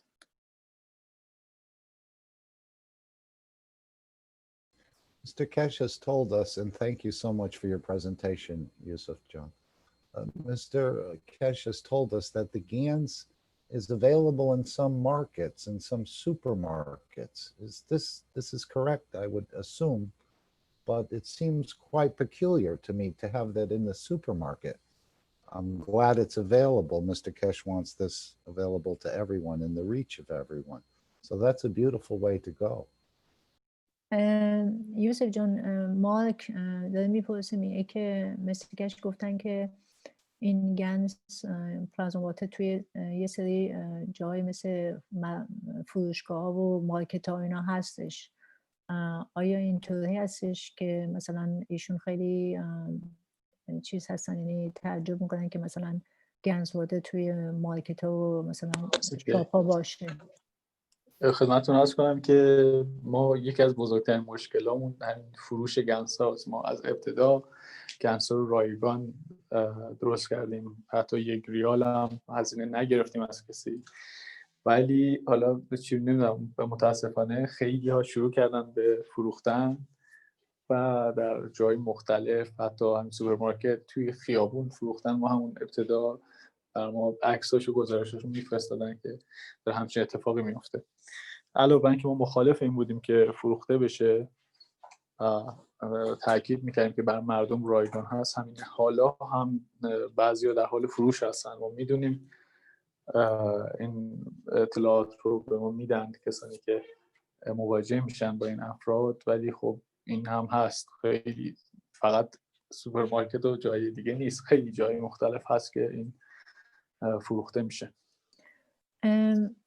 What Yusuf Jan is saying is the whole Kesh Foundation team in Iran, they give everything for the COVID-19 for free to the whole population. But what he states, unfortunately, he says a lot of people have started to learn this, and this gas water is being sold not only in some shops and also on like all those vendors on the street and any supermarket area. Anybody who got to know it, they start making it and sell it. So that's how you find it in shops.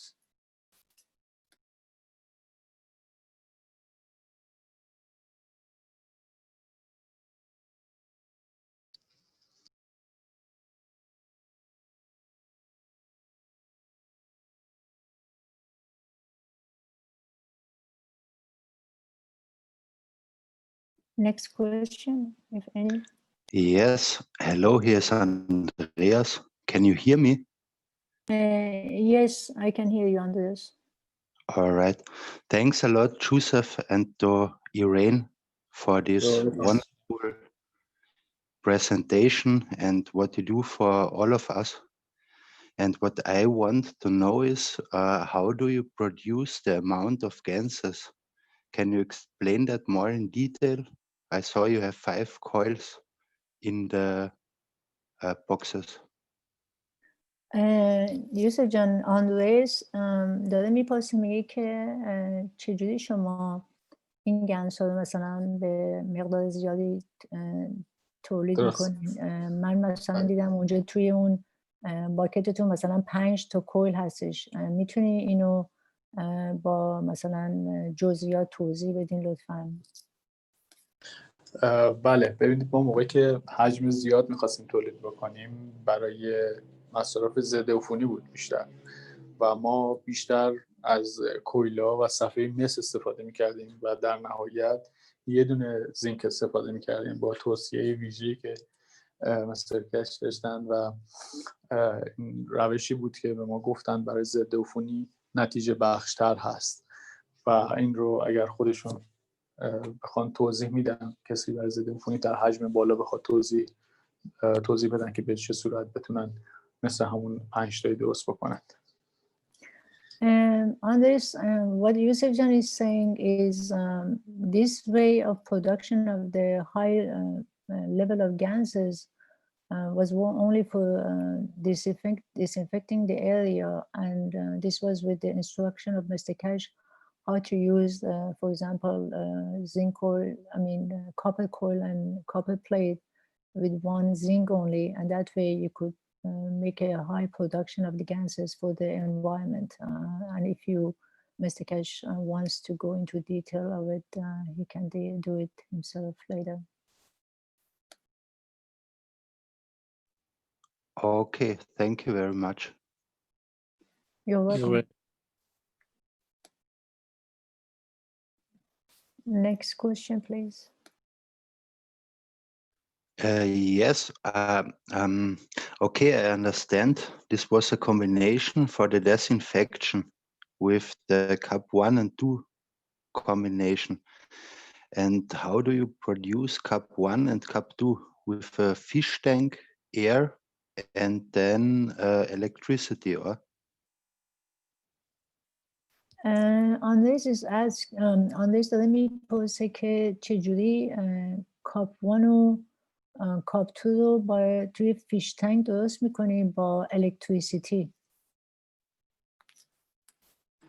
ببینید چون حجم بالای آب جریان خیلی به کندی شکل میگیره، برای اینکه زودتر استارت بخوره ما مجبور بودیم که از ولتاژ خیلی کم تا 500 میلی آمپر تا نیم آمپ استفاده بکنیم که این ستاپ راه اندازی بشه.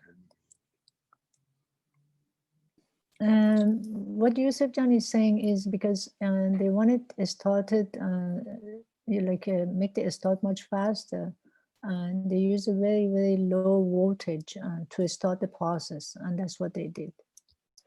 100 لیتری بودن ستاپ ها، به خاطر همین خیلی. بله بفرمایید. این ستاپ هایی که بوده اینا بوده در حدود 100 لیتر.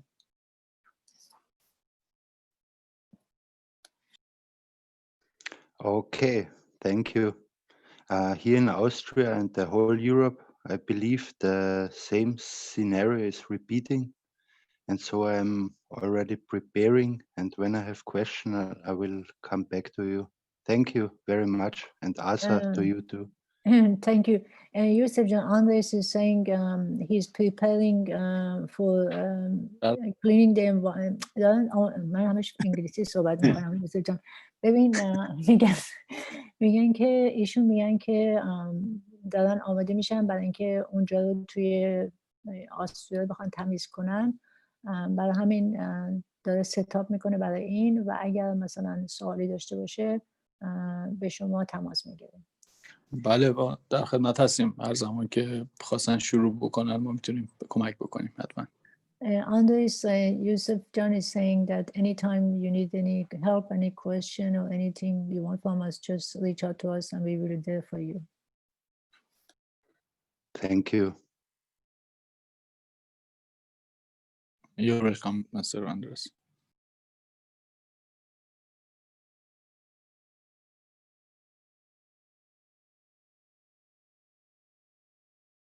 Any other question? Yes, I have another question, Yusuf. I've been taking periodic baths using the second cup and the first cup. Do you use that at all? Not after someone gets the corona, but say before then, as a prevention protocol. Do you recommend bathing with the 1 and 2? یوسف جان یوسف جان مارک داره میپرسه که آیا برای هنوز که مریض نشدین شما از کاپ 1 و کاپ 2 توی بستاب میریزین که مثلا بست بگیرین، این کار رو کردین تا حالا؟ بله ما خیلی زیاد این کار رو انجام میدیم، خیلی زیاد استفاده میکنیم. He says yes, we do a lot of it and we do it all the time. Thank you.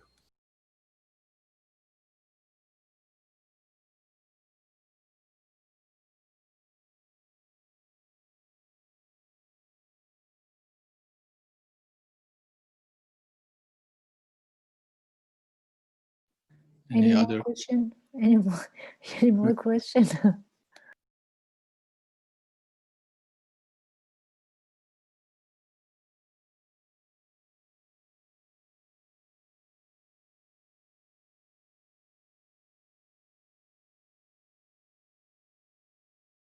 مثل اینکه سوال تموم شد خانم آذر.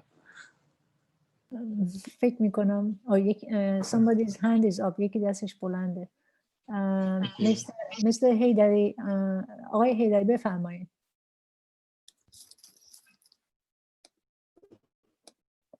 Lee, can you open the Mr. Haidary's They should be able to unmute. Many people have. So سلام، خسته نباشین. سلام. داری؟ بله سلام، بفرمایید. با سلام خدمت دوستان. ببین ما میخواستیم این گنس کرونا رو توی استخر، حالا یه استخری رو کلا گنس کرونا بکنیم، بعد از بیماران بخواهیم که توی این استخر وارد بشن تا درمان بشن. خب اینو من از خود جناب آقای پروفسور پرسیدم، ایشون فرمودن که این امکان پذیره. فقط میخواستم اینو بدونم که چقدر باید حالا نسبت آب گنسی که به آب استخر اضافه میکنیم نسبت به ابعاد استخر چه نسبتی باشه که مؤثر باشه. What Mr. Hader is asking is he wants to know if we can use the swimming pool. We put the Gans water cup 1 and cup 2 into the swimming pool, and we make it for a patient to use it for curing the COVID.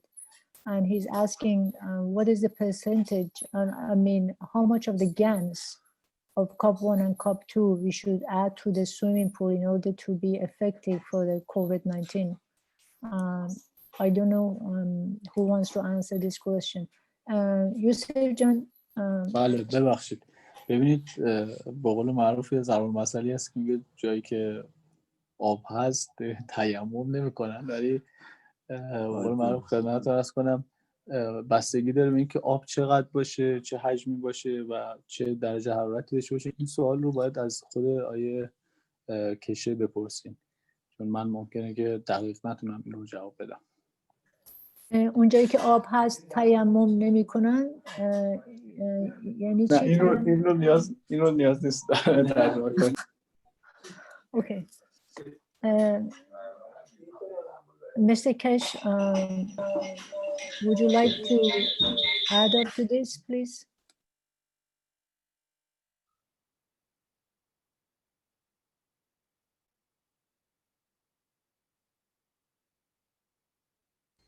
We have another person with their hand up, Jalal, while we wait for Mr. Kesh to come in. Maybe Jalal has the answer. I think Jalal, go ahead.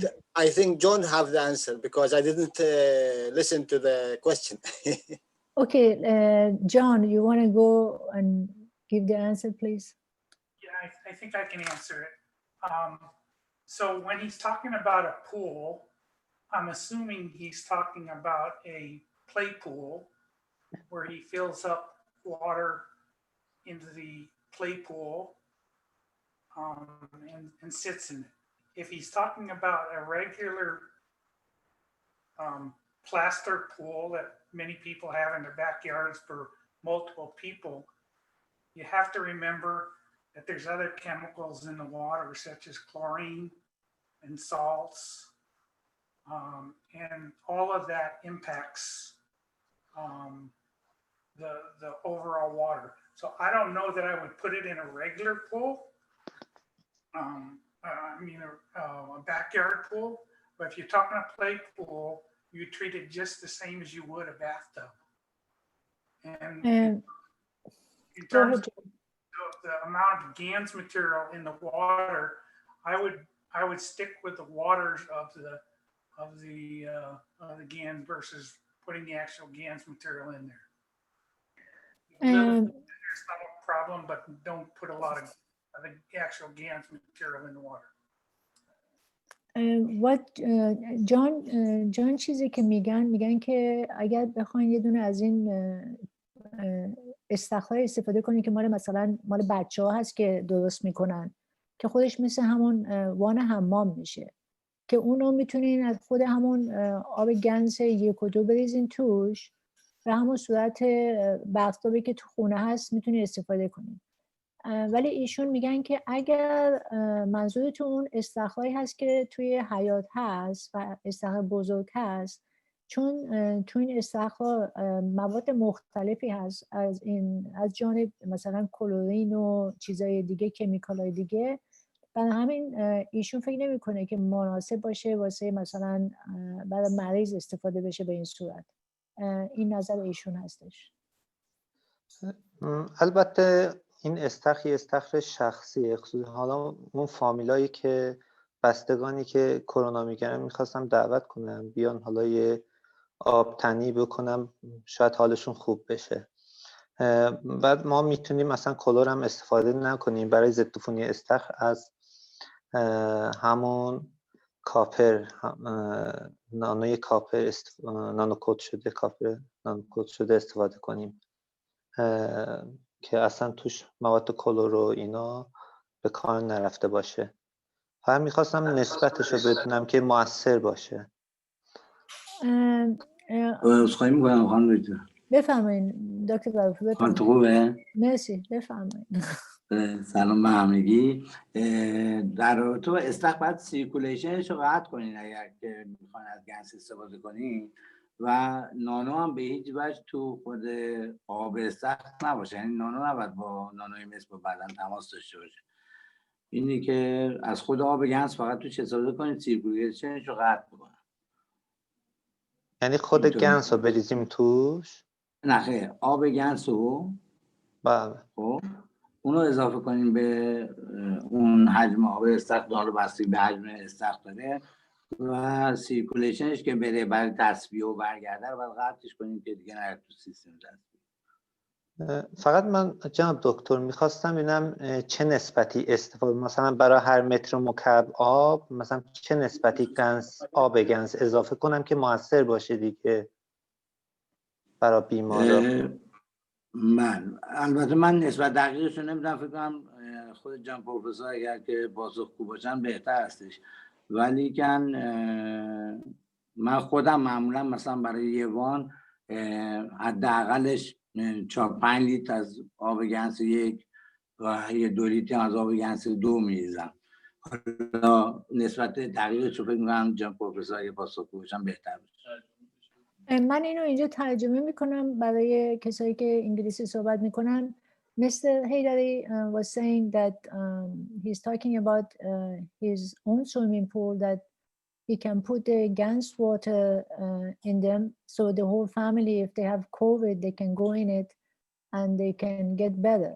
So he was asking, he was saying that he can put a nano-coated copper plate inside the swimming pool also as well.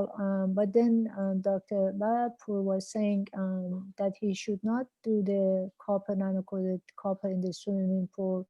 And he can also, Mr. Haydari was saying he's not going to use the chemical in it while he wants to use the pool for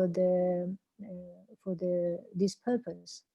And then Dr. Barapur was telling him that he can use, the way he used it, he used like 5 liters of cup 1 and 2 liters of cup 2 into the regular bathtub.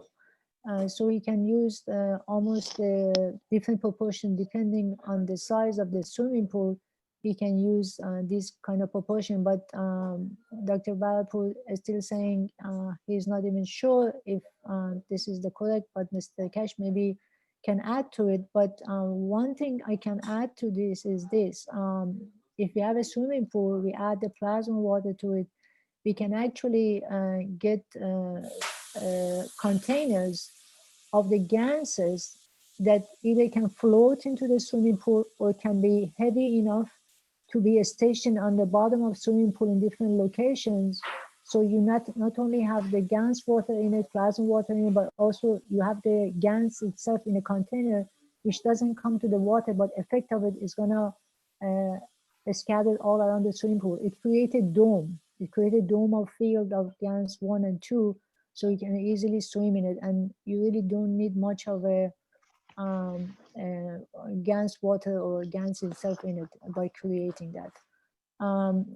من چیزی که گفتم آقای حیدری اضافه کردم، گفتم که اگر بخواین میتونین وقتی که گنس واتر 1 و 2 میذارین یا به طور از این چیزای ظرفای پلاستیکی که بتونه فلوت کنه توی آب، خود گنس ها رو بندازین تو آب، یا ظرفایی که توی خود سویمی پول به نقطه‌های مختلف نشسته باشه، خود گنس رو میذارین که این انرژی این گنس ها توی خود اون سویمینگ پول یه دونه حالت مثل چادر مانند دوم شکل به وجود میاره، فیلد پلازمای، که کسانی که توی سویم میکنن از این مسئله برخوردار میشن. در ضمن احتیاج زیادی به گنس واتر ندارین، میتونه گنس واتر کم باشه، ولی این گنس هایی رو که توی ظرفا گذاشتین توی این سویمینگ پول میتونه خیلی اثرش زیاد باشه.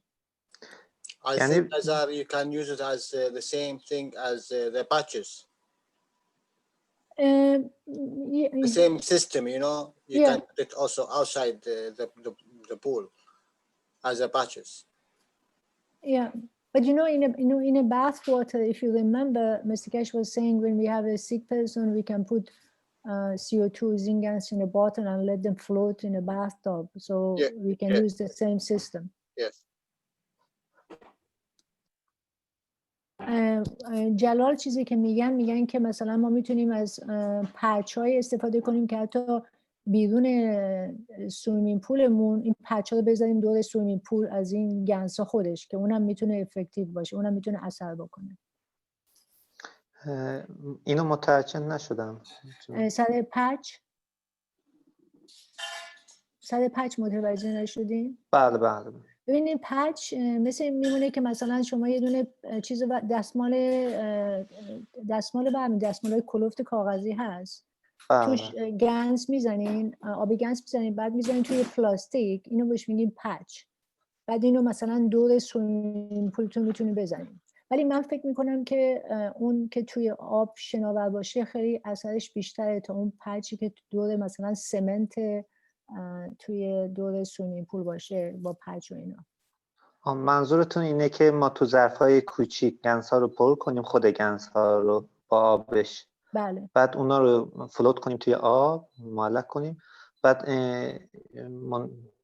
با مرور زمان کم کم خود آب استخر هم تبدیل به آب گنس میشه. خودش میشه. بله خودش میشه. انرژی اون گنس اونجاست. ببین از این شیشه های کوکاکولا باتل ایران هست پلاستیکی ها، از اون بردارین مثلا خود گنس رو با آب گنس رو بریزین توش، مثلا میتونید 10 تا از اون کاپ 1 بذارین، 5 تا از کاپ 2 بذارین توی استخر شنا کنه، بعد این یه مقدار گنس واتر وارد خود سویمینگ پول میکنین، بعد این خود انرژی این باتل هم همه جا میره به اضافه آب گنس که توی استخر هست. بعد این همونطور که گفتم یه حالت چادر مانندی دور استخر درست میکنه که کسایی که میرن توش قشنگ توی این فیلد این دارن شنا میکنن. خیلی عالی. پس اینجوری فکر کنم مشکل حل میشه. اینو باید امتحان کنین، بعد مثلا نهایتش اینه که این تعدادش رو زیاد کنیم دیگه، تعداد این بطری ها رو زیادش کنیم، اثرش بیشتر. پس نهایتش اینه که باید تعداد بطری ها رو زیاد کنیم دیگه. ببینید زیادتر معلوم نیست که مثلا میگیم هرچی زیادتر بهتره، زیادتر دلیل بهتر بودن نیست. توی پلازما بعضی موقع مستکش میگن یه قطره خیلی بیشتر از مثلا یک دونه لیوان کار میکنه. به زیادیش نگاه نکنین، به فیلدش نگاه کنین. شما حتی میتونین 2 تا از اون اولی بندازین، یه دونه از اون دومی امتحان کنین، ببینید چی جواب میده قبل از اینکه برین تو 10 تا و 5 تا. اگه با 2 تا و یه دونه بتونین کار بکنین، چرا خودتون رو میخواین اذیت کنین تو 10 تا و 5 تا برین؟ If you remember, if you remember, Azar, the swimming pool of Alex in Nigeria, how he done it. You remember that teaching? Can you explain that, Jalal? You can refresh everybody's memory. I don't remember. Yeah, Alex in Nigeria, he done this swimming pool, and he put the ganses as like the same system of the patches. You put the patches outside the body, so he put the ganses outside the pool. He printed in a structure, and he can change the ganses as he wanted the exchanging of the field in them. So even if you have a small pool, you can put it the ganses in, like, you know, in the edges of the swimming pool, but they do not touch the water. The ganses inside, and there is something do not interfere with the water, so it can work the same thing as the patches. You know, the patches you put the nylon. So Jalal, it was a kind of the swimming pool was constructed in a way that had a hole around it has a specific space for the patches. That's the way swimming pool was constructed, or no? Just he instructed the pool as he can put the ganses around the swimming pool. Okay, I see.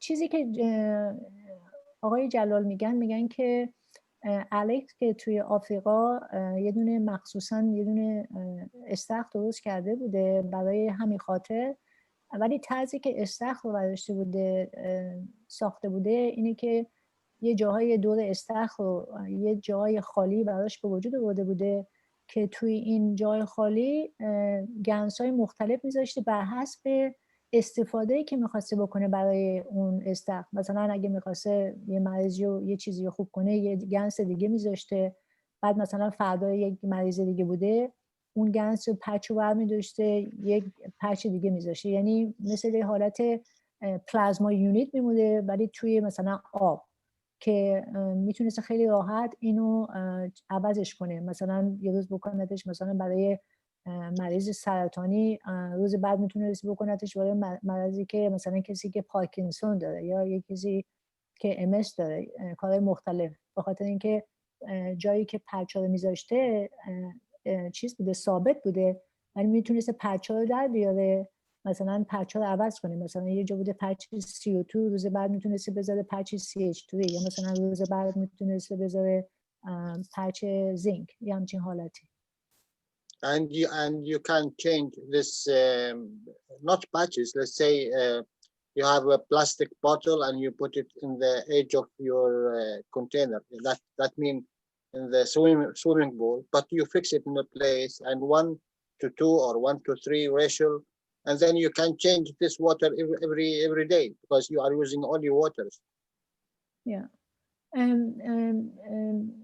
آقای جلال میگن که مثلا حتی تو همون قسمتایی که ساخته شده بوده برای گذاشتن پرچم میتونستین حتی از باطل هم استفاده کنین که مثلا باطلا رو بر حسب چیزی که میخواستین میتونین عوض کنین از اون جایی که برای ساخته شده بوده. Thank you. Thank you جلال. خانم دکتر صدای من دارین؟ بله. شما اسمتون رو بگین؟ من مهداد هستم خامچی. خانم دکتر، با توجه به فرمایشات شما و با توجه به فرمایشات دکتر برارپور، سوالی که برای من پیش میاد اینجا این هستش که وقتی که ما از گنس استفاده میکنیم، حالا در مورد بطری بحث فرق میکنه، ولی در مورد اینکه حالا گنس رو ما توی خود آب داشته باشیم، صحبتی که بود این بودش که این گنس فیلتر رو، مثلا فیلتر کرونا حالا یا بیماری‌های مختلف رو به خودش جذب میکنه و امکان این نیستش که وقتی یه استخر عمومی باشه، حالا بیشتر از یک نفر بتونن توش استفاده بکنن، این فیلد بیماری‌های مختلف توی اون آب گنس و آبی که توی استخر هست جذب بشه و به بقیه افراد بیماری‌های مختلف یک فرد بقیه هم منتقل بشه. چون در مورد بحث وان ما صحبت که داشتیم این بودش که وقتی که وان رو برای یه نفر استفاده میکنیم، اون آب و آب گنس و کلا آب محتویات داخل وان تخلیه بشه و برای نفر بعدی مجددا با گنس و آب جدید پر بشه. ممنون میشم. ببینین این من این سوالو به انگلیسی ترجمه میکنم که بعد جوابتون رو میتونم بدم اگه اجازه بدین. The question is this.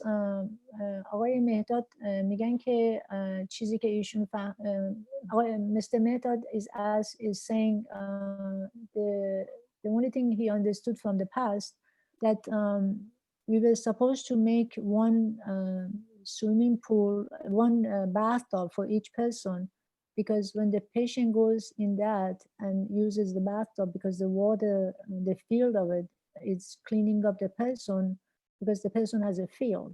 So after that, you clean the bathtub and you use it for the next person. So now thinking about having a swimming pool that everybody goes in there, how this is going to work, especially if they have other conditions and there are other problems they have. So if 4 or 5 people with COVID and other condition go there, how is going to interact with other problem, how people will affected with the field of others.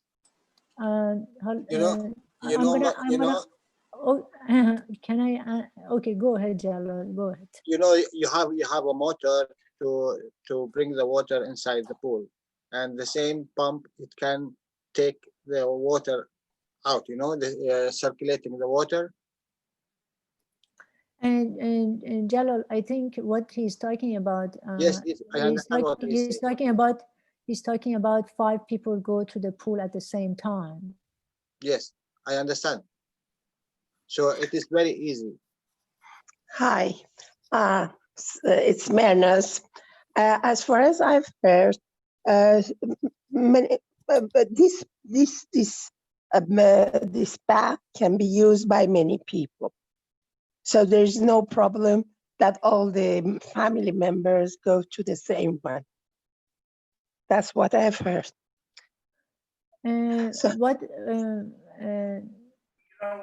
The only thing is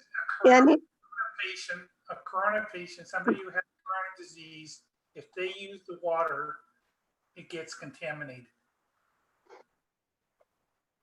Okay, so آقای بهداد، شما سوالی که کردین، جوابی که میگن که نظرهای مختلفی هست. اینجا بعضیا جواب میدن که همون آب همه میتونن استفاده کنن. یه جواب هستش که نه، مثلا آدمای دیگه مبتلا میشن به چیزایی که دیگه دارن و به نظرشون این کار خوبی نیست که مثلا 4-5 نفر توی آب برن.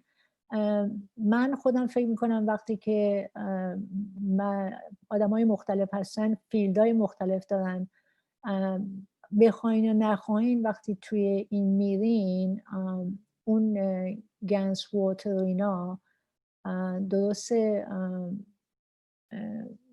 ببین وقتی شما نگاه میکنین، اگه من حالا میرم سراغ مگنتا، وقتی که شما 5-6 تا مگنت رو میذارین بغل هم، وقتی تکونشون میدین همشون پوزیشن خودشون رو حفظ میکنن. مثلا یکیشو تکون میدی 4 تا دیگه عقب و جلو میرن، یعنی همیشه یه کاری که میکنی یه چیز دیگه رو عوض کردین. بنابراین درسته این آبی هم که اینجا هستش آب گنس هستش توی پول، باید همه رو خوب کنه، ولی در این حال خود شما 5 تا اگه تو آب باشین 5 تا هممون مگنت هستین و همین پوزیشن رو با اون آب گنس به هر حال همش دارین بد و بسون میکنین.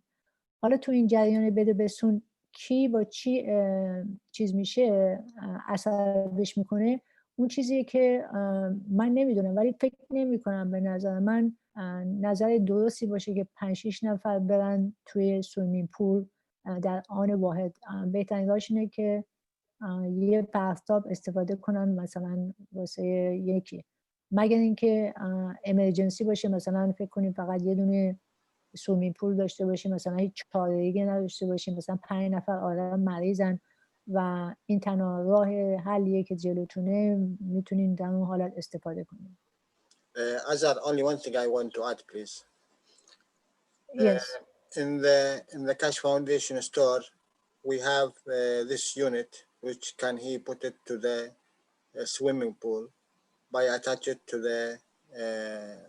the waters which is coming in and the waters which is coming out, so he can put the energy of the gases into the pool, and he can restrict the energy which is in the pool in circulation by going the what do you call it,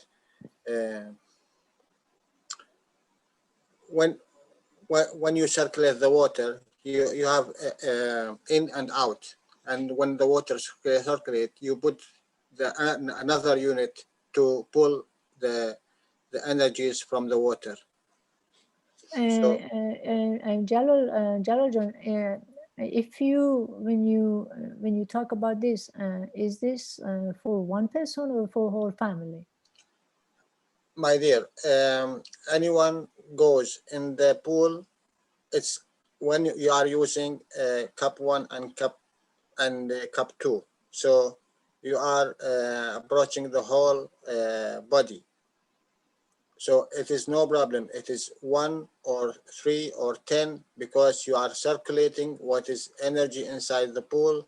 You take it out and you add energy when you putting this to this unit. Okay, let me translate. چیزی که آقای جلال میگن که توی کش فاندیشن شاپ یه دونه چیزی هست مثل همین سویمی پوله که از یه طرف گنسا وارد میشه ولی توش داره میچرخه و یه طرف دیگه مثلا خارج میشه، که این یه چیزی هستش که درست شده که آدمای مختلفی میتونن در آن واحد ازش استفاده کنن. اینو ما داریمش. مرسی. Thank you جلال. Thank you. آقای سعید. بله سلام. سلام، بفرمایید. عابدی هستم. خوبی خانم ابوجرا؟ سلام آقای عابدی. خیلی ممنون. شما خوب هستین؟ سلامت باشید. میتونم راجع به این موضوع، این 2 موضوعی که بحث شد، نظر خودم و تجربه‌مو بگم؟ بفرمایید. میدونید من توی یه استخری، اول اینکه اون باتلایی که توی استخر میخواد گذاشته بشه خوبه که به صورت استار فرمیشن گذاشته بشه. بعد اون مطلبی که این دوستمون عنوان کرد که الکس اون استخر رو برای آزمایش استفاده کرده و جاهایی برای باتلای مختلف گذاشته، اون کار درسته، ولی در صورتی که بعد از هر استفاده آب استخر تعویض بشه، به خاطر اینکه آب فیلترهای مربوط به گنس‌هایی که گذاشته شده رو تو خودش ضبط میکنه. اگه ضبط نمیکرد ما توی ستاپ هامون و توی درمانمون از این روش استفاده نمیکردیم. الان اکثرا داریم از این روش استفاده میکنیم و من نظرم با نظر شما یکی هستش که این کار درست نیست که یک استخر رو میدان بدیم برای چند نفر، برای درمان چند نفر، یا اینکه حالا چند تا سالم باشن یا چند نفر هم بیمار باشن. خوبه که توی وان برای هر بیماری جداگونه این کار رو انجام بدیم و اون انرژی دادن به آب، حالا میشه این کار کرد ولی بایستی هدف رو ببینیم چیه. اگه بخوایم مثلا کار کشاورزی بکنیم، از گنس‌های مختلف مربوط به کشاورزی توی استخر استفاده می‌کنیم، مثلا برای جلوگیری از سرمازدگی به گیاهان یا به درخت‌ها، بعد از این آبی که انرژی گرفته برای باغ یا مثلا مزرعه استفاده بشه که مثلا از سرمازدگی جلوگیری کنه.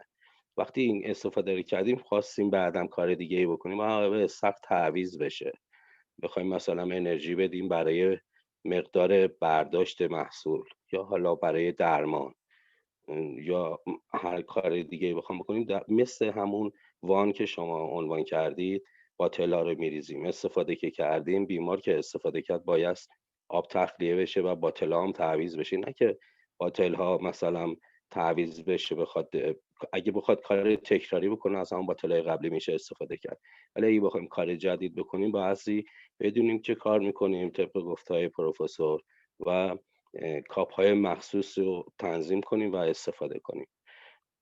توی مورد آخر هم که گفته شد که گنس جریان پیدا میکنه برای درمانهای مختلف، اون گنس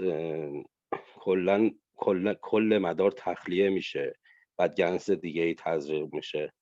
به خاطر این یعنی یه شستشوی حتی انجام میشه توی شلنگایی که قراره گنس هدایت پیدا کنه برای درمانهای مختلف. این بحث آخری که این آقا جلال عنوان کردن، ولی من نظر خودم رو اینجوری گفتم. حالا مرسی. من میتونم اینو براتون ترجمه کنم. Mr. Abedi is saying that when you want to use the even swimming pool, it's better use the star formation into the GANS water in the pool. And another thing is when you use the system like Alex used, when you use certain GANS patches, you create that field of the patches in the water. So it is specifically made for that purpose, for whatever purpose was. But then after that, you have to change the water because you cannot change the patches and change the field because the other field is still there because you just created that field. And he's stating that even the way he looks at it, when we wanted to use it in agriculture, even we create a plasma water with certain effect in the swimming pool with the patches or with the water, and they use it for gardening or agriculture. But then if they want to use it for another part of the agriculture, they totally change the whole system, the water, and then the gases, and then they create another one. So he doesn't recommend to use the same water or same system for a group of people or use it for different things by just changing the patches or the bottle, because you will still have those fields in the system. And that's what he's been using. And even he says, when we use certain like tubing and everything else regarding to treat the patient, they always clean inside the tubes and everything from patient to another patient because the effect of it is still there. مرسی آقای عابدی. متشکرم از شما. I am annotating in this. Wait 1 second, please. I am annotating. This is in. This is unit. You can buy it from Cash Foundation. This is unit in. Let's say this is your swimming pool, and this unit is out. Exit, and this one attached to this one by water. You need to buy 2 units in and out. What unit are you talking about, Jalal? Is this the GANS plasma water unit with filters in it and so on? Yeah, we have it. Last time we saw it in the lens. So you have in. Well, let me show it here so people know what you're talking about, and then they can see your annotation better on top probably as well. So you have in and out. And that everything here comes the energy, and you take the energy. Is that what you're talking about? Yes. Okay. I don't know anything about this system, so I really cannot talk about it. If well, and then like if the question is, if you attach this to the swimming pool, like a whole bunch of people can go in it, or is one person? Well, it doesn't mention anything about that in the description. It's for tap water for. It goes through GANS plasma cartridges, and the filtered water is available instantly. You know, it's got connections to in and out, basically, as Jalal mentioned. I don't know if it can be used as a pool filtering system for multiple people with co-virus. I have no idea. I would think you'd have to change the filters quite a bit or something. Maybe someone from engineering can give us a more explicit answer on that, like Mr. Kesh would be good. آقای آبدی شما میخواین چیزی بگین؟ خانم بوجارا، من فکر میکنم دوستان دارن میگن که توی این مسئله آخری از توی این یونیت شستشو انجام نمیشه و همون گنس رو برای بیماره بعدی استفاده میکنن. اینجا یه مسئله کوچیک وجود داره که دیده نمیشه، اونم اینه که توی این سیستم برای هر گنسی یک پمپ و یک مخزن وجود داره و برای درمان‌های مختلف مقدارها تنظیم میشه، بعد به پمپ ها فرمان داده میشه که چه مقدار گنس خودش تو مسیر خودش حرکت بده. یعنی مثلا اگه از CH3 استفاده میکنه و CO2 یا و ZNO و مثلا COO برای یه درمانی از این 4 تا گنس مثلا داره استفاده میشه، برای اون درمان خاص درصدها تنظیم میشه، فرمان به پمپا داده میشه و تو شلنگا جریان پیدا میکنه. اینجوری تداخل ایجاد نمیشه، اینجوری تعادل ایجاد میشه، ولی میکس به صورت میکس انجام نمیشه. اگه بیای اون صحبتی که قبلا کردن گفتن که چون از این روش استفاده میشه پس توی استخر هم میشه از این روش استفاده کرد، این کارو نمیشه کرد، چون ما توی استخر مجبوریم تو باتل ها گنس میکس بذاریم. یعنی توی کاپمون وقتی گنسی رو میکس کردیم فقط برای اون کار میتونیم ازش استفاده کنیم، ولی توی درمان به صورت یوهانسمنت یونیت توی سیستم وقتی میایم استفاده میکنیم گنس ها رو جدا جدا میفرستیم برای درمان. یعنی ما مثلا 4 تا مسیر داریم، 4 تا گنس مختلف رو با درصدهای مختلف میفرستیم، بعد اون بازدهی رو که میخوایم ازش میگیریم. وقتی برگردوندیم این گنس ها فقط کار تعادل رو ایجاد میکنن، ولی وقتی گنس ها میکس شدن اون موقع سیو میکنن، اون موقع کپی میکنن، بیماری کپی میشه یا سلامتی حتی کپی میشه توی گنس، بعد میمونه توی گنس میکس شده. ولی مثل بحث همون آهنرباهایی که شما گفتید، وقتی ما گنس میکس میذاریم آهنرباهای ما این مغزهای ستاره های ما جاهای خودشون رو مشخص میکنن. وقتی با فیلدهای مختلف هم برخورد کردن توی همون جاهای خودشون میمونن، یعنی سیو میمونه تو حافظهشون. ولی وقتی که به روش یوهانسمنت یونیت اقدام میکنیم چون جدا جدا میفرستیم پس نتیجه های جدا میگیریم و وقتی برگردوندیم توی مخزنمون چیز کپی شده توشون نیست، چون هر گنسی برای خودش یه تعادل ایجاد میکنه، چون به صورت خصوصی استفاده میشه. ولی وقتی میکس میکنیم توی استخر مجبوریم کاپ میکس بذاریم، نمیتونیم جدا جدا بفرستیم چون باتلا رو به صورت میکس شده استفاده میکنیم و وقت برای بعد بیماری ها کپی میمونن توی سیستم. من فکر میکنم اینا این بحث رو کردم، من این پاسخ رو به شما دادم. حالا باز اگه چیز دیگه ای گفتن شما ترجمه کنید ما ممنون میشیم. متشکرم. You know what Mr. Abedi is saying, he says the way this system it seems is working, the way he looks at it, the ganses, just like an enhancement unit, the ganses being directed to be in a measure, in a way to be pumped in a certain amount, very separately. It's not like all come together. So they've been coming out of the system. For example, if you have 4 ganses, CO2, zinc, CH3, they're coming from different pump in different amount, and then they go and they do the work and they come back.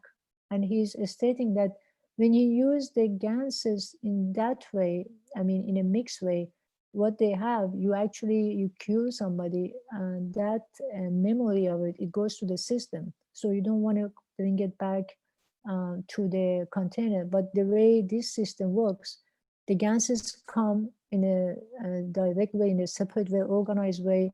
They do their job, and then they get cleaned up, and they go enter, exit from the other side. So that's what his understanding is. But then when you use it in a swimming pool like that, and you put a gasoline bottle in it, you create the field, and the memory of it stays there, just like the magnet that they keep the position is also the same way.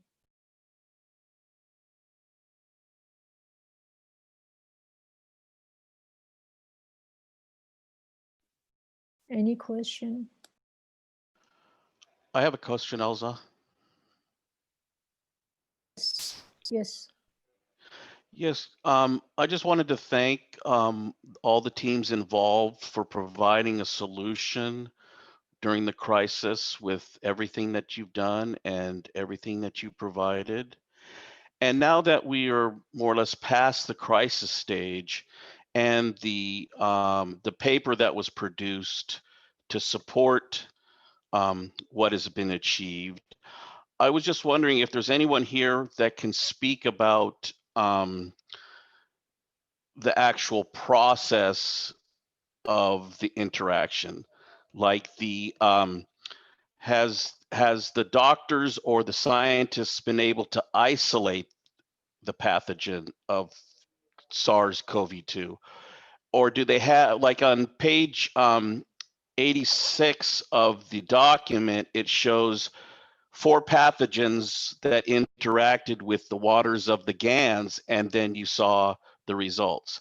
I was just wondering if there's been any more scientific documentation that has gone along that path where they've isolated the virus, they purified it, they put it in cultured plates so that we can see the results, so that we can start documenting it as evidence-based medicine.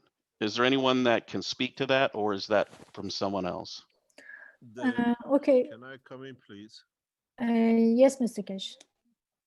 Yes, there are, just as far as we know, maybe 2 or 4 laboratories around the world who have certificate class that they can actually handle the virus. And this is one of the biggest pitfalls at the moment in this system, that WHO doesn't allow anybody to test the virus at all. And this is how they have cornered all the nations. This is one of the biggest fraud in this game. They say that the virus needs a specific class lab, and no one except America and China, Russia, Japan, France, and United Kingdom, as far as we know, and Germany, who has possibility of having these labs certified. And none of them are allowed to test. And nobody knows how these certifications for this virus is done, and nobody can check to do it. And this is the biggest problem. Nobody can say. This is one of the biggest enigmas about this virus. There is no lab in the world who can test it, and there is no lab who can confirm it. And most of the nations around the world don't have a lab certified to do this. WHO has to snooker people, and are walking this to the path the way they planned originally to go through. What you say, this is what we've been asking for nearly a year. And everywhere I go, they say there's no lab certified by WHO to do the test on the virus. And the nearest thing is we take nearest virus or one of the viruses of this similar to it, and we can play with it. And most of the labs, that's all they do. This is one of the problems we had in Iran. No lab as far as we know. And this is one of the biggest puzzles for me, how every lab comes out and they say they are doing the test on the virus, but WHO, as far as we know, hasn't given certificate to any lab to test. This is one of the biggest problems I have, to get any path to do any test No one has said it. They don't allow nobody to test. But how they come up with that they have found the solution? Where have they tested it on? Which lab? This is one of the biggest questions. We would like the cash foundation technology to be tested. Nowhere. I've been to as many countries and they say no, that there is no lab which has this certification. So this is what comes very much across, that there is nobody who can structure this. Mr. Cash, can I translate the question and answer, please? Yes. Mark just asked, Mr. Mark پرسیدن که با تمام کارهایی که ما کردیم توی ایران و بعد کووید 19 اومده، بعد کش تکنولوژی اینا رو همه رو خوب کرده، ساینتیفیک پیپر رو نوشتیم، بعد آیا تا حالا کسی تونسته توی دکترایی توی ایران یا ساینتیفیکایی توی ایران این وایرس رو بتونن آیزولیتش کنن، یعنی بتونن توی لابراتوری نشون بدن که چطوری هست، حالا هر چند تا هستش. بعد مستکش ایشون گفتن که هیچ جای دنیا الان اجازه نمیدن، WHO World Health Organization اجازه نمیده که هیچ کسی این کارو بکنه، فقط کشوری مثل امریکا، مثل اینکه راشیا و چاینا و انگلند و فرانسه، اونم با اجازه فقط WHO این لابراتوری‌ها میتونن اجازه داشته باشن که این کارو بکنن و این یکی از بزرگترین مسئله ماست که بهمون اجازه داده نمیشه که ما بتونیم این ویروس رو بتونیم آیزولیتش کنیم. Dr. Stephen, who asked the question. Okay. I'm sorry, Dr. Stephen.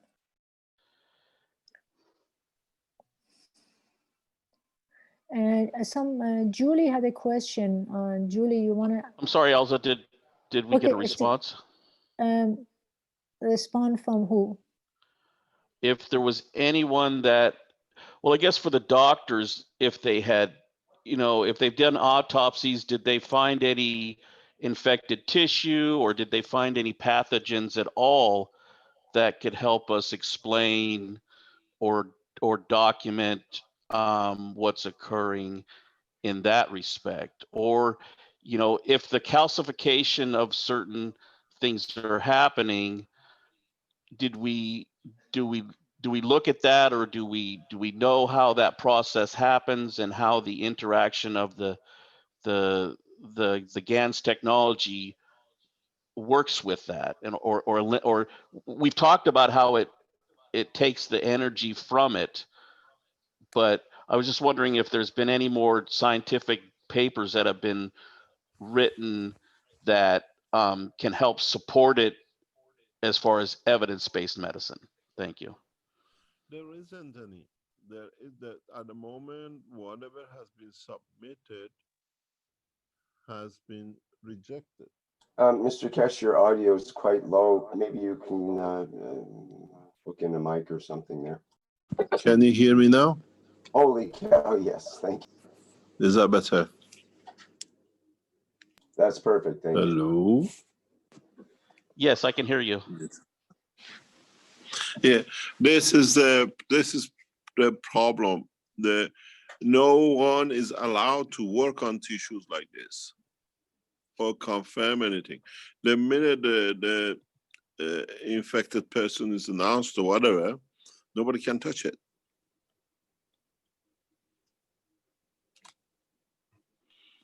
No one can touch anything which is with corona. We have this problem, for example, in Linz. We would like, if they see anybody with the infection, to send them to the machine. We have to test. They can't. This is the dilemma with this process. Just to ask you, was there ever, when you did the swine flu in China, did that go through a process where they produced the isolate and they were able to show? Yes, that we have, because it was done by the company which own the pigs and the company own pig has its own internal system secure, yes. We Because have that- that from the brain tissue, from everything else was done, yes. But even that we were not supplied by. They didn't provide it. We just know the data. Okay, thank you. There is a huge, looking at Corona, the way we see it, I don't believe Corona and the statistics we see today is real. There is a virus, there is an infection, but I reckon the figures we see, especially in Western Europe, is 10% of what is in what they announce. And if there is the certain numbers, they're all can be managed. Looking at the Corona overall, yes, there is a virus. Yes, we become used to it. Does it kill? Very few. And it's not what they're making it out to be. There is a bigger agenda behind Corona. Much, much bigger agenda. And it's not what it is, and it'll never be what it looks like. Because the figures don't add up. What we see doesn't add up. And in so many ways, there is no truth. There is no truth in what we see. But as we said, it's a process that we have to go through. I don't see any reality in it. There is no proof as such for this technology, for this disease to be the way it is.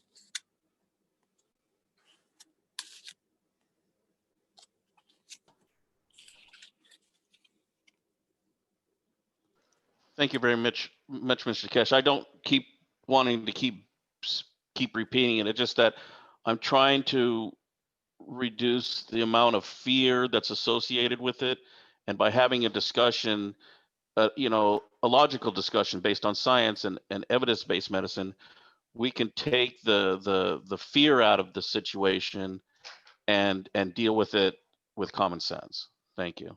We can't do anything at this moment of time. Nobody can do anything with it. I don't think anyone is more involved in it than us as a Keshe Foundation. But at the same time, the more I sit, I look, finding solutions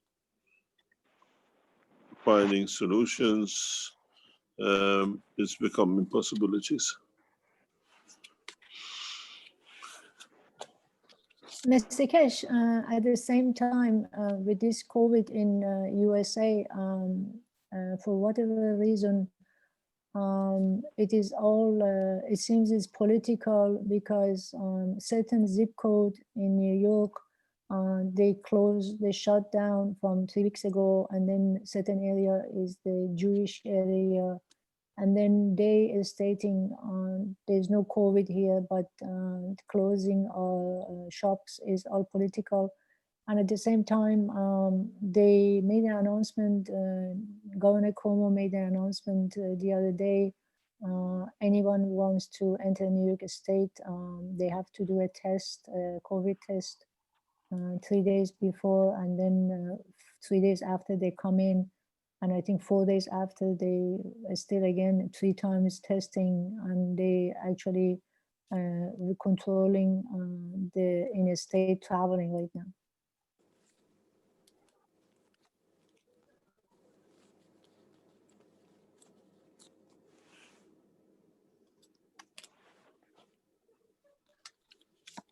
Yeah, I was trying to avoid making it a political issue. I was just talking about the science, if at all we can talk about that. I'm avoiding the political aspects of that. We staying politically outside, but not this. There's a lot of work going on, but WHO has not certified any lab for anybody to say what they tested is positive or somebody has managed to do anything with it.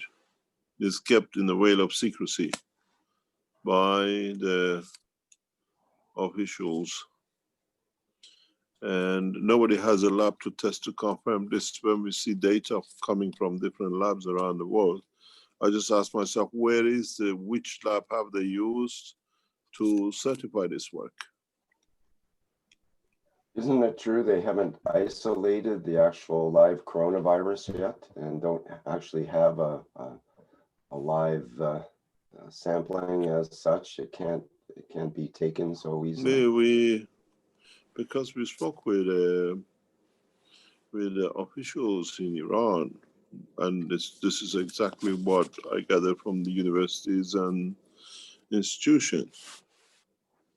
So what you're saying before is even more true now, that it actually, if there is any virus as such, it's an energy package and not an actual physical entity. So if they're looking through their microscopes closer and closer, trying to find that physical thing, the classic picture we see of the coronavirus with all the things sticking out of it, they haven't actually gotten a picture of it, but this is a computer simulation that we see. It's not an actual There is nothing as far as, because I battled with the Chinese, with the Iranians in so many different ways.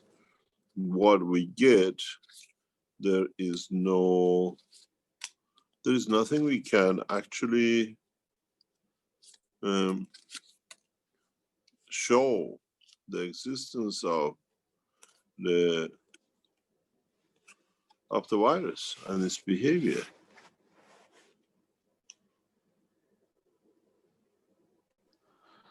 So in a way, Rick, that's why, like last week, I called out the Robert Koch Institute in Germany, who originally claimed to have isolated the pathogen using the Koch's postulates, but then later admitted that they did not purify. And Charlize also, the dossiers and all the people that are in, that's why I kind of called out the Germans to, in a way, I didn't mean to, but that's, let's get back to evidence-based medicine. Either you did or you didn't. And you need to, because they were what was used to confirm what China was saying through the Wuhan lab. And that's why without an isolate, you don't have a gold standard test. And the test, the RT-PCR test is not a test, it's a process. And so that's, anyway, sorry. You get that way. Yeah, there's a lot of, there is no lab at the moment which handles live virus, as far as we know. Even Chinese don't have a lab open.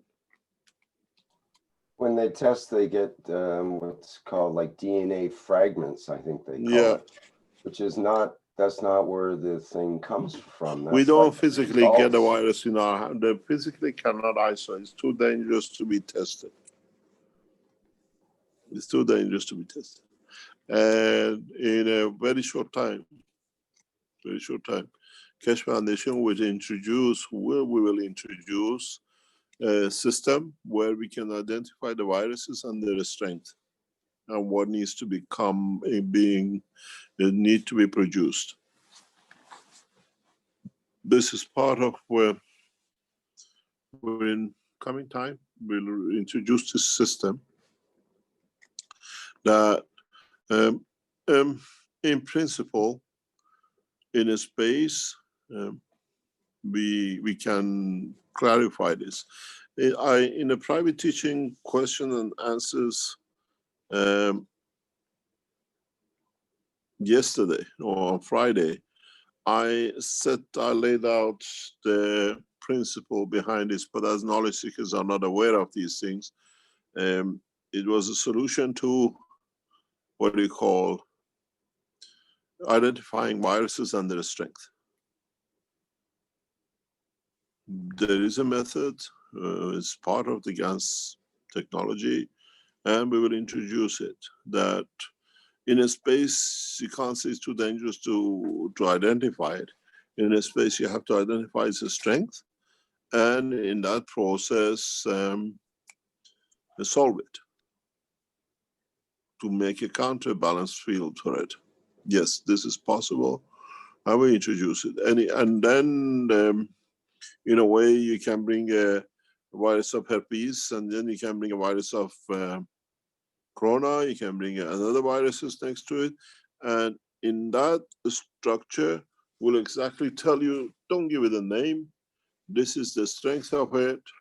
And this is how you got to handle it to make a counterbalance for it. Is in a way we make antidote of it. Yes, it's possible. It is within our structure, and it's part of the space technology. And we already have it, we can identify it. And in a very simple way, I explained it in the private teaching last Thursday, but as knowledge seekers are not aware of the technology, we can easily explain things. And that's not through the use of the electron microscope trying to... No, it's part of our own technology. It's part of the space technology. It's part of the gas technology.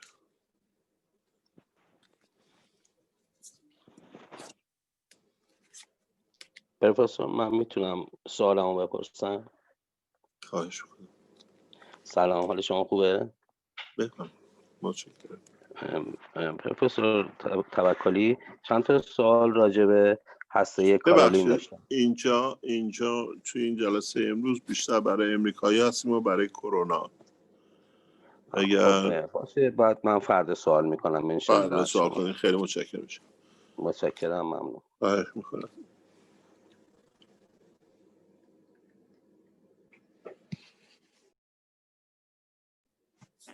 Hello, Mr. Cash. Yes, let me explain. The gentleman wanted to ask a question about the other part of the technology, and we said there today is about the corona only. Sure, thank you. Thank you.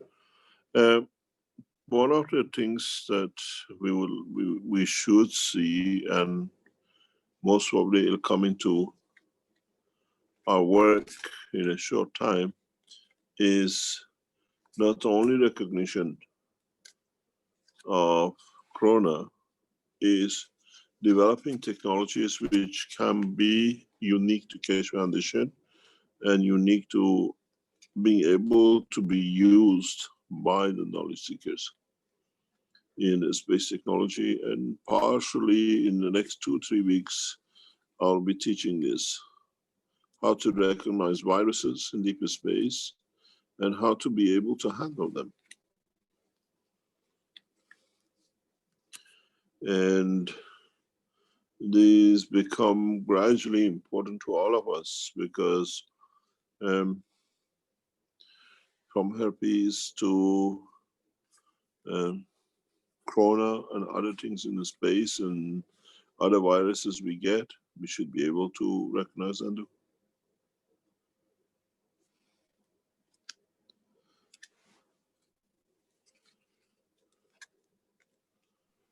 Mr. Cash, should I translate for you? Yes, please. Mr. Cash میگن که توی 2-3 هفته آینده به شما یاد میدن که چطوری وایروس ها رو بتونیم بشناسین، مخصوصا توی اسپیس که وایروس های مختلفی هست بهتون به شما دست داده میشه. مرسی.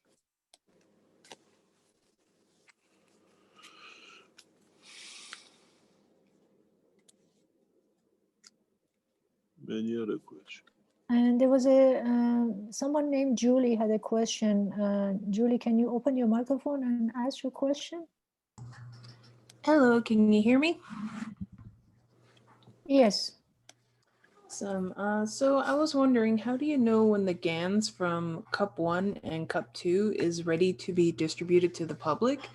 Do you judge it by time passed, amino acid buildup, field strength, or something else altogether? Thank you. The minute you produce, you know it.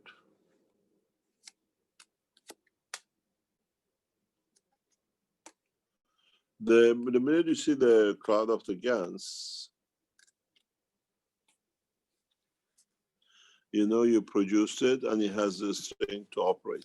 You got to understand with a cup 1, cup 2, this is all predetermined, the process.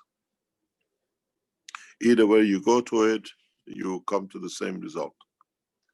There is no deviation from it interacting with the virus. It's tailor-made. Doesn't matter who makes it, how you mix it. It's literally like milk and yogurt. You mix it, doesn't matter how you do it, this is what you're going to get. At the end of it, as long as you boil it to the right temperature, put it to be cooled down, you get some sort of yogurt out of it, and it's yogurt. And that's all it is. It's when you follow the process, you see the ganses produced, and that's that gans in any strength, it fits into the virus of the corona.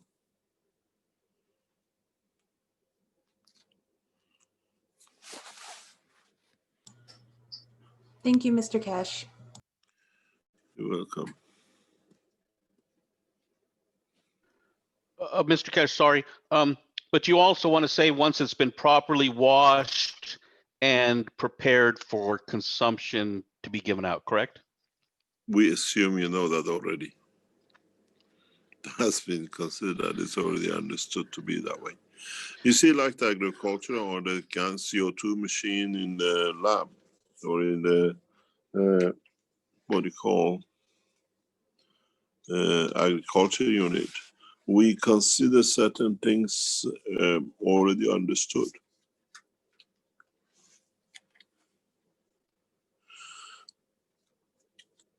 We consider everybody understood for what it's used, and for that purpose, what you do with it, how you wash it, or how you use it. As I said in the private teaching this week, many of you make the gases, and many of you make gases, and it works on some, it doesn't work on others. And then you keep on giving these gases to the others, and you say it works on some people is effective, some is not. The only reason some of your cup 1s, cup 2s are effective and some are not is that did you mix the amino acid with your goods? Did you put amino acid with your material? Or at the beginning, you gave some gases to people and it was successful, and then it wasn't after.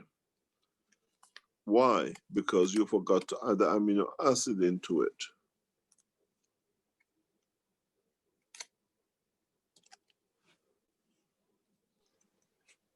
And is it safe to say you could also say that by adjusting the different salinities that you get a broader spectrum to? Yes, but you have to understand why you do these things. Salinity is part of it, but you have to understand, any of you who work with amino acid and you work to help someone, you have to consider if your gases you give for specifically for these kind of purposes carries the amino acid or not.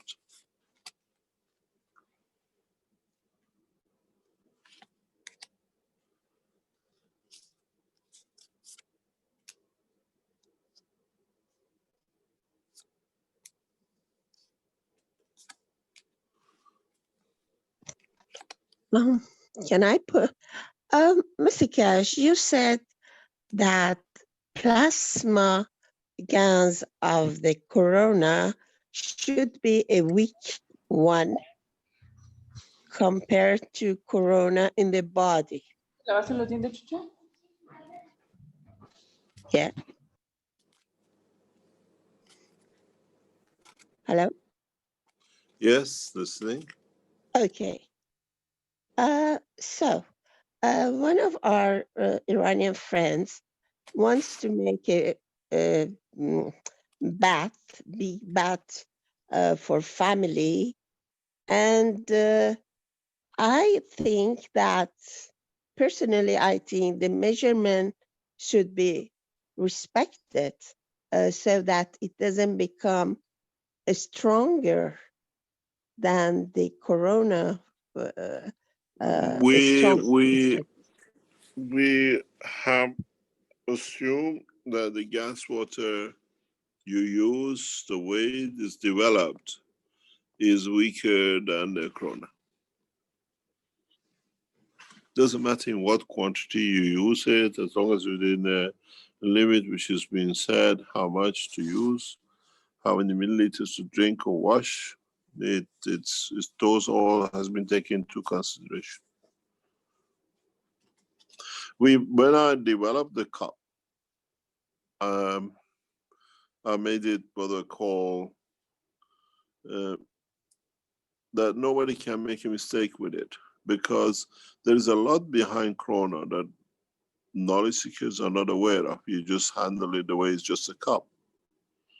But Corona has, and what we've seen from it, conference more and more, has a path, and it has a strength that it works within the structure of the body of the man. It cannot be any bigger.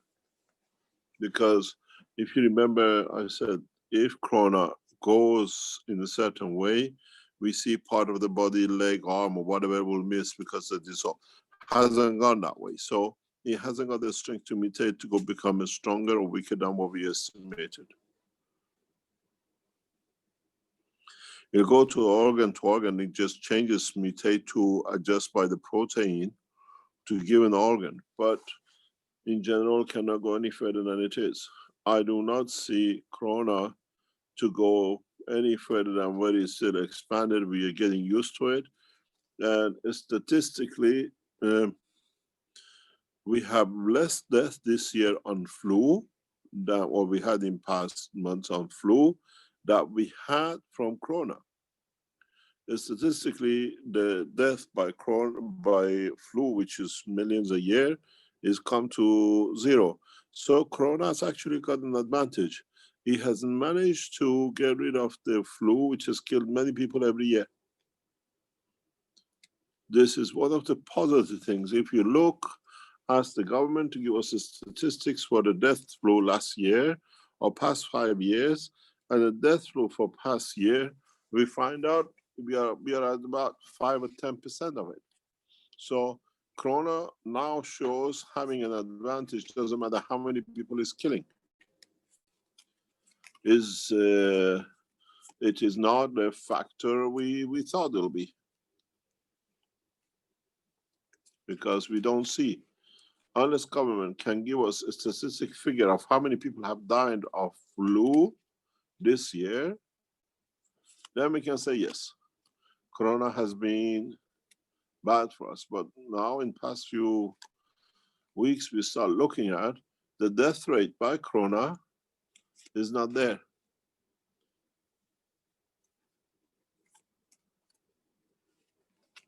We don't see the death rate which we have seen for years with the flu. Is actually served humanity.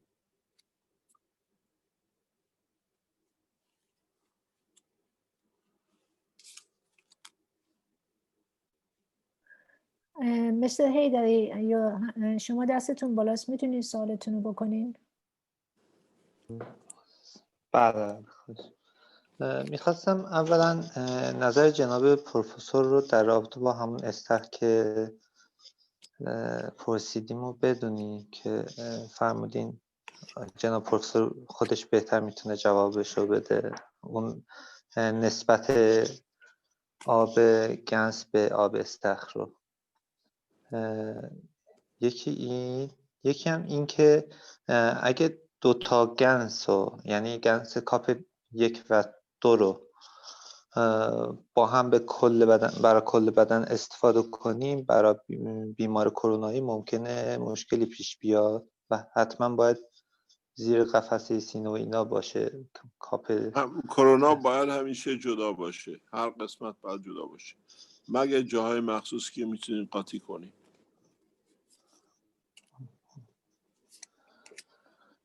باش خیلی من فقط این در زمینه استخر رو هم میخواستم. این جریان استخر رو باید بریم توی یکی از کلاس ها راجعش عمیقاً صحبت شده در حدود 2 سال پیش، خیلی دقیق، چون اونجا استخر کشمکشان تو نایجریا بوده، دقیقاً راجبش صحبت کردیم، دقیقاً باید چیکار کرد.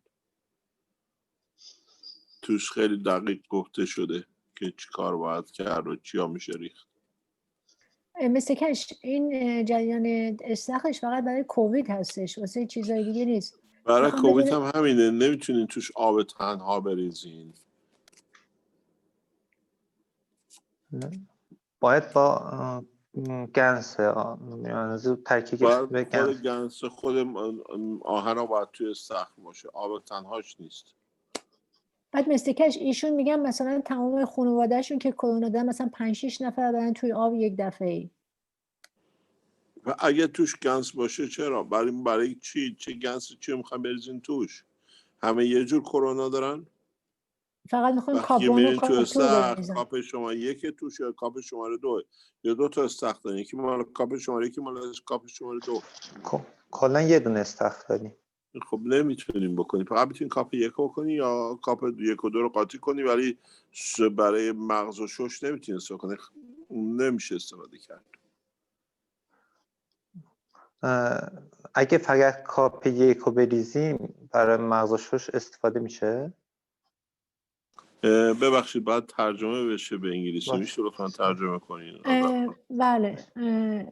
Mr. Haydari is asking about the same subject, the swimming pool, that if we can put the cup 1 and cup 2 in the same one, and what's the percentage? Mr. Cash is stating that you cannot put cup 1 and cup 2 in the same swimming pool, because if you treating the brain or the lung and the other part of the extremities, you cannot mix them. So somebody has the problem with the brain or the lung, and somebody has with the problem with the joint or lower extremities. How are you gonna differentiate between those? So you cannot mix the cup 1 and cup 2 in one swimming pool and allow the patient to go into the same. So it has to be different.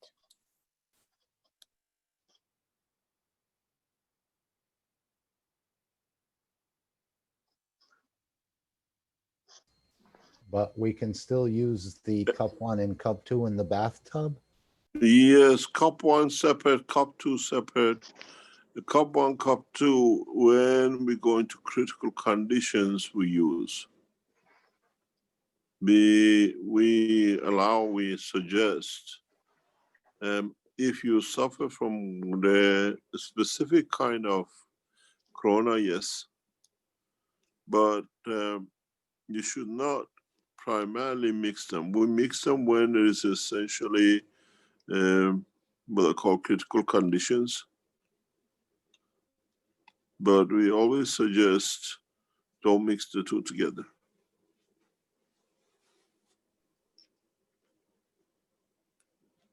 It's a very clear, one is white tissue and one is a red muscle tissue.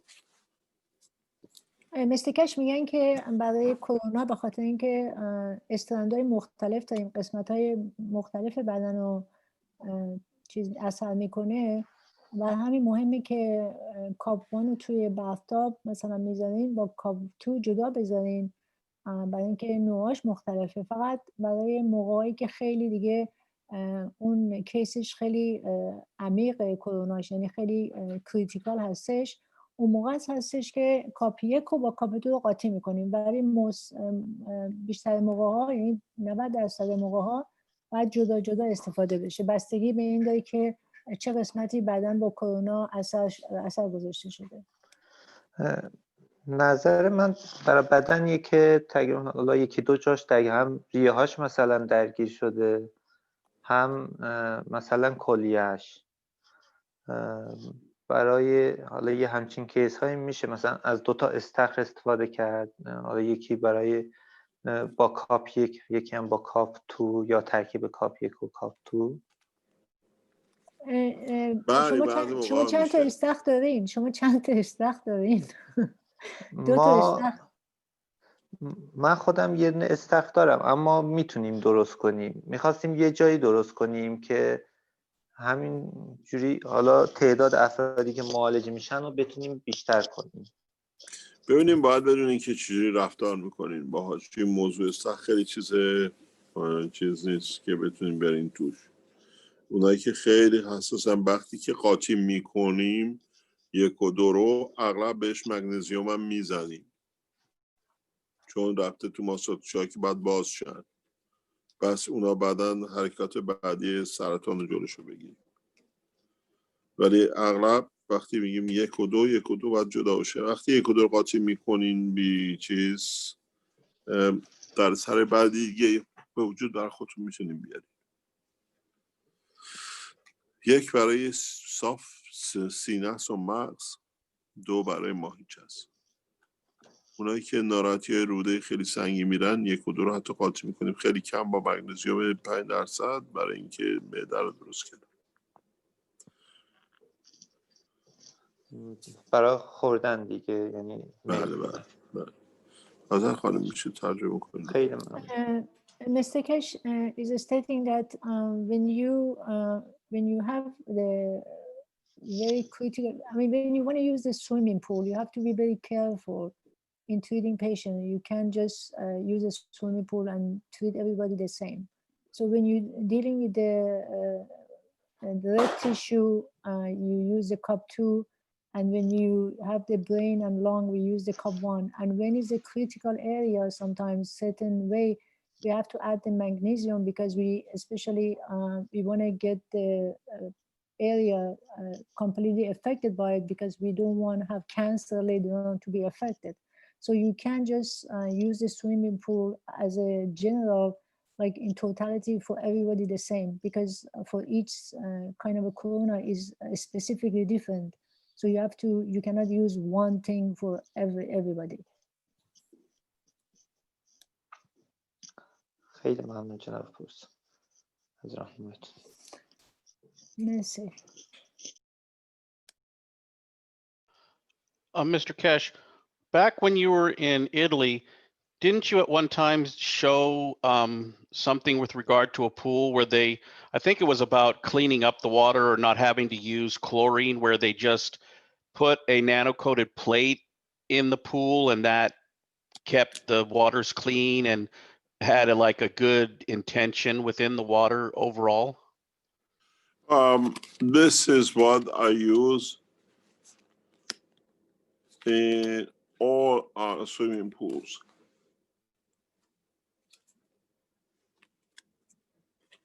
It's a combination of using plates to create a condition that you don't need any chemicals.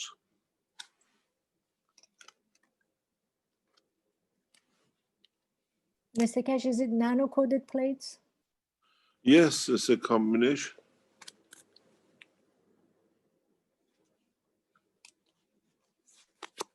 Yes. سوال این بوده که آیا مثلا مثل کش تو ایتالیا استخرهای استفاده میکردن، یعنی تمیز نگه میداشتن با استفاده کردن پلیت های کاپر یا پلیت های مختلف نانوکوت شده، و ایشون گفتن که بله، من برای اینکه کمیکال استفاده نکنم از پلیت هایی که نانوکوت شده بوده استفاده میکردم برای اینکه استخر رو تمیز نگه دارم.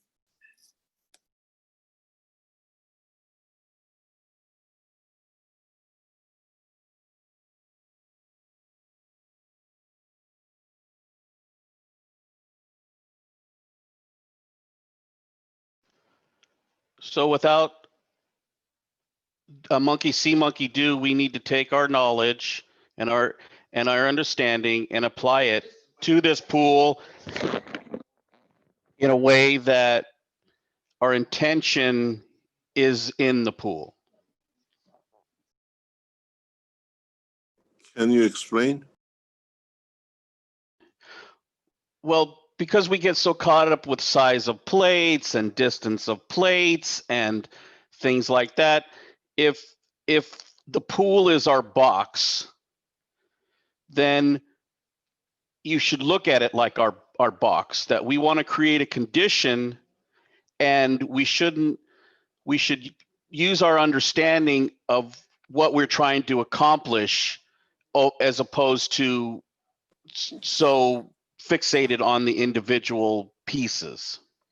You see, understanding what I call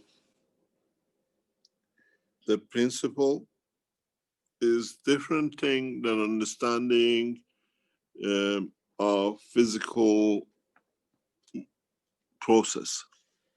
We know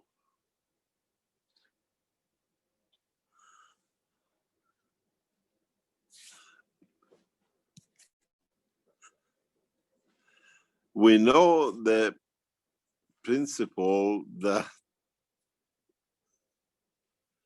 you putting the two plates creates you CO2 or copper oxide, but you have to understand how many plates do you need according to what size of the pool. It's a simple mathematical. It's not just putting one plate. In a swimming pool, which you have, how you hang it. You hang the plates in different heights. You hang the plates in a different combination of positions. In a let's say 4x10 swimming pool, you need every 1 meter, 2 meter in different depth, hanging on both sides, and in sequence that continuously the water is, the gases are producing that water. It's not just putting one plate. What we call in English a common sense is understanding the knowledge and applying it the same principle.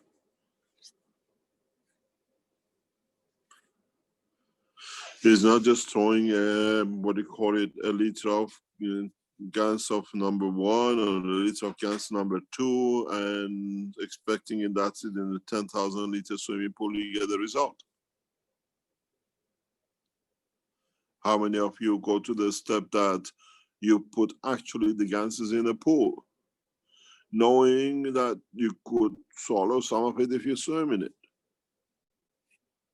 In any case, when you put the plates in, you're producing certain amount of invisible amount of gases. That's why your pool stays correct.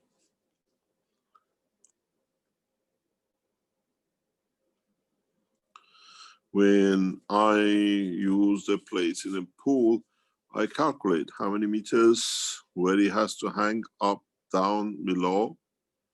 And in a way, when you swim, you create the circulation for it.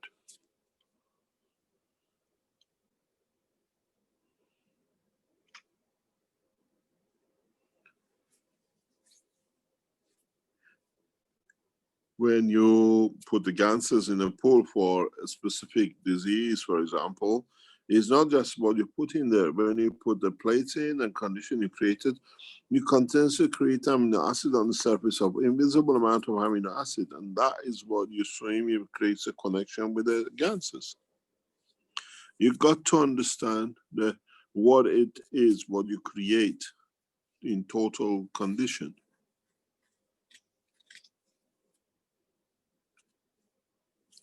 In the next few days or weeks, whatever, we introduce a technology which all these things become zero. But it's good that you came this way to understand. Now we go to the next step. Using gases and whatever the technology in totally different way, we will introduce, as I said, a system that within 10 minutes, any virus will be extracted from the body. You can go in, doesn't matter which part of the body. The system is more or less complete development. We're hoping to deliver it into into lens or give it to the government officials to give patients which have got a corona positive 10 minutes, 15 minutes later to be tested. This is a machine you need in the space.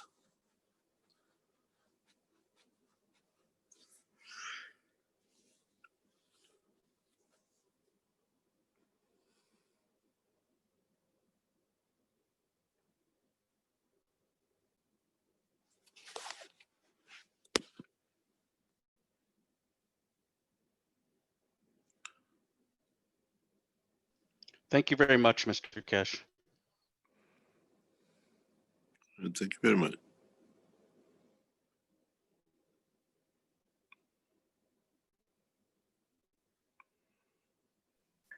Mr. Kesh, should I translate for you? Yes, please. مثل آقای استیون سوال کردن که راجع به استخر که اگر ما نخوایم مثلا مستر کش همیشه میگن مانکی سی مانکی دو، یعنی میمون میبینه و یعنی کاپی میکنه، که فقط خودمون برداریم طرزی که میخوایم مثلا پلیت ها رو بذاریم توی استخر و ببینیم چطوری میتونیم این استخر رو تمیز کنیم. بعد مستر کش توضیح دادن که اگر شما پرینسیپال یعنی اون قانون نالج و اون اصلش رو بفهمین، دیگه اون براتون مشخص میشه که مثلا وقتی یه سویمینگ پول دارین بستگی این داره که درازیش چقدره، عمقش چقدره، چقدر مثلا پلیتاتون باید 1 متر در 1 متر مثلا پلیتا رو بذارین که اینا وقتی گنز تولید میکنن که سویمینگ پولتون تمیز بشه. یعنی همش بستگی این داره که چطوری این دانش رو فهمیدین که خودتون بر حسب اون تصمیم میگیرین مثلا در ظرف 1 متر بذارین، 2 متر بذارین یا نیم متر بذارین که اینقدر کافی باشه که این گنز رو درست میکنه، تمام سویمینگ پولتون رو تمیز کنه. بعد در این صحبت کردن که در هفته‌های آیندهم توضیح میدن یک نالج جدیدی رو که حتی این گنز هم که ما درست کردیم دیگه به قول معروف میشه دانش گذشته، که ما مثلا یه کسی که کرونا داره میتونه با این چیزی که درست میکنیم ظرف 5 دقیقه کرونا از بدنش بره بیرون، دیگه احتیاجی هم به چیز دیگه نداریم، دیگه به گنز هم اصلا نداشته باشیم، که ایشون راجبش هفته آینده صحبت میکنه.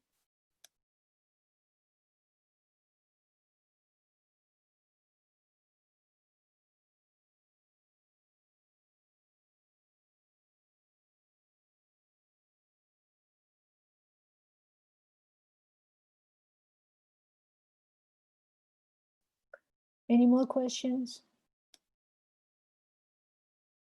Yes, we're going to be joining the Farsi in public tomorrow. Can we pin down the exact time? I see the schedule says 2:30, unless I'm looking at it wrong, p.m. CET. Mark, in New York time, we are in New York, we start at 12:30 New York time. CET, I think is going to be about, if it's 6 hours difference, it's going to be 6:30. And in Tehran time is about 9:30. Okay, maybe they just had the numbers mixed up. They have 6:30 a.m. Pacific Standard Time, so it might just be a typo. Thank you. Because until last week in New York time, because Europe and Iran had changed the time in September. So since September in New York time we were doing it 1:30. Now since all over the world they changed the time right now, we just changed it today in USA. So the time fell into the same differences now. So 12:30 here again is the same timing in Europe and Iran.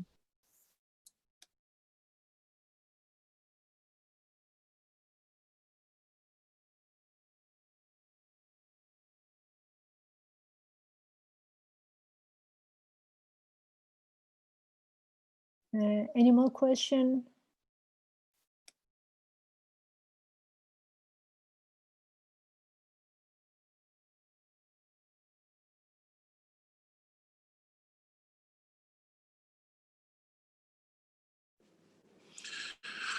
Thank you very much for tonight, and it wasn't that bad. It was good in so many ways. We learned a little bit.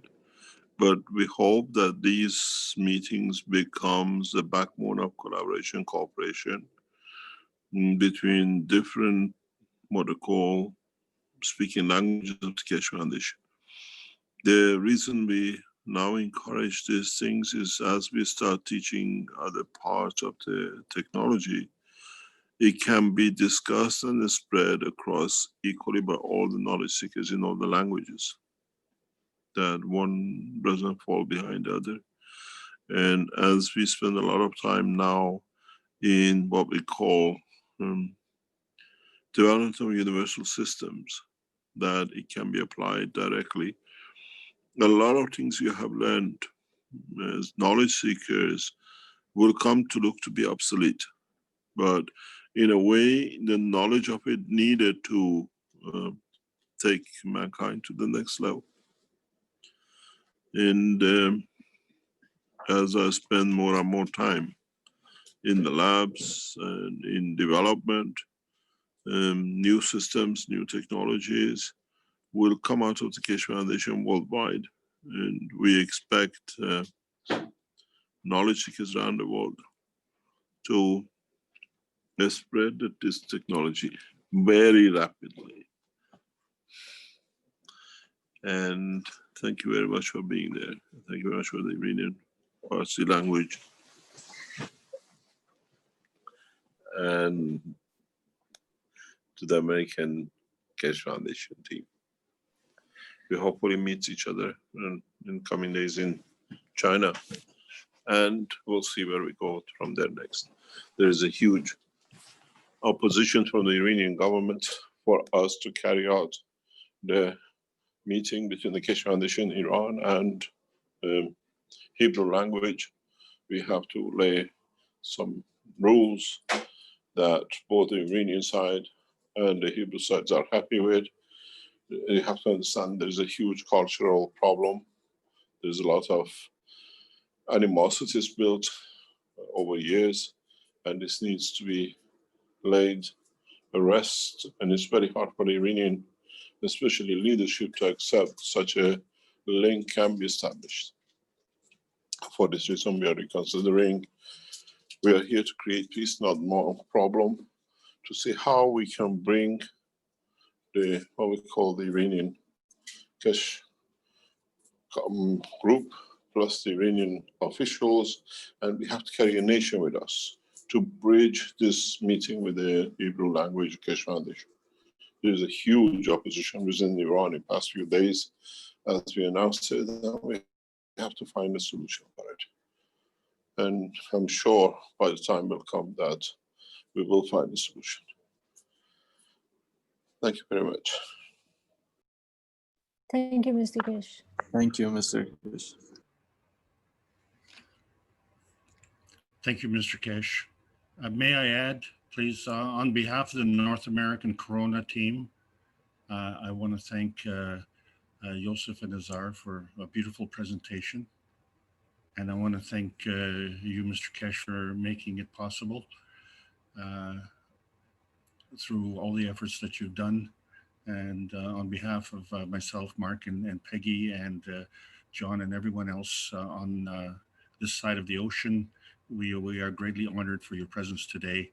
And I'm sure this has been a huge step forward in us establishing peace on this planet, which is what we are all messengers here to do. And I look forward to being able to continue that in Iran tomorrow. We have a counter invitation, and I look forward to presenting there. Thank you so much. Thank you, Mark.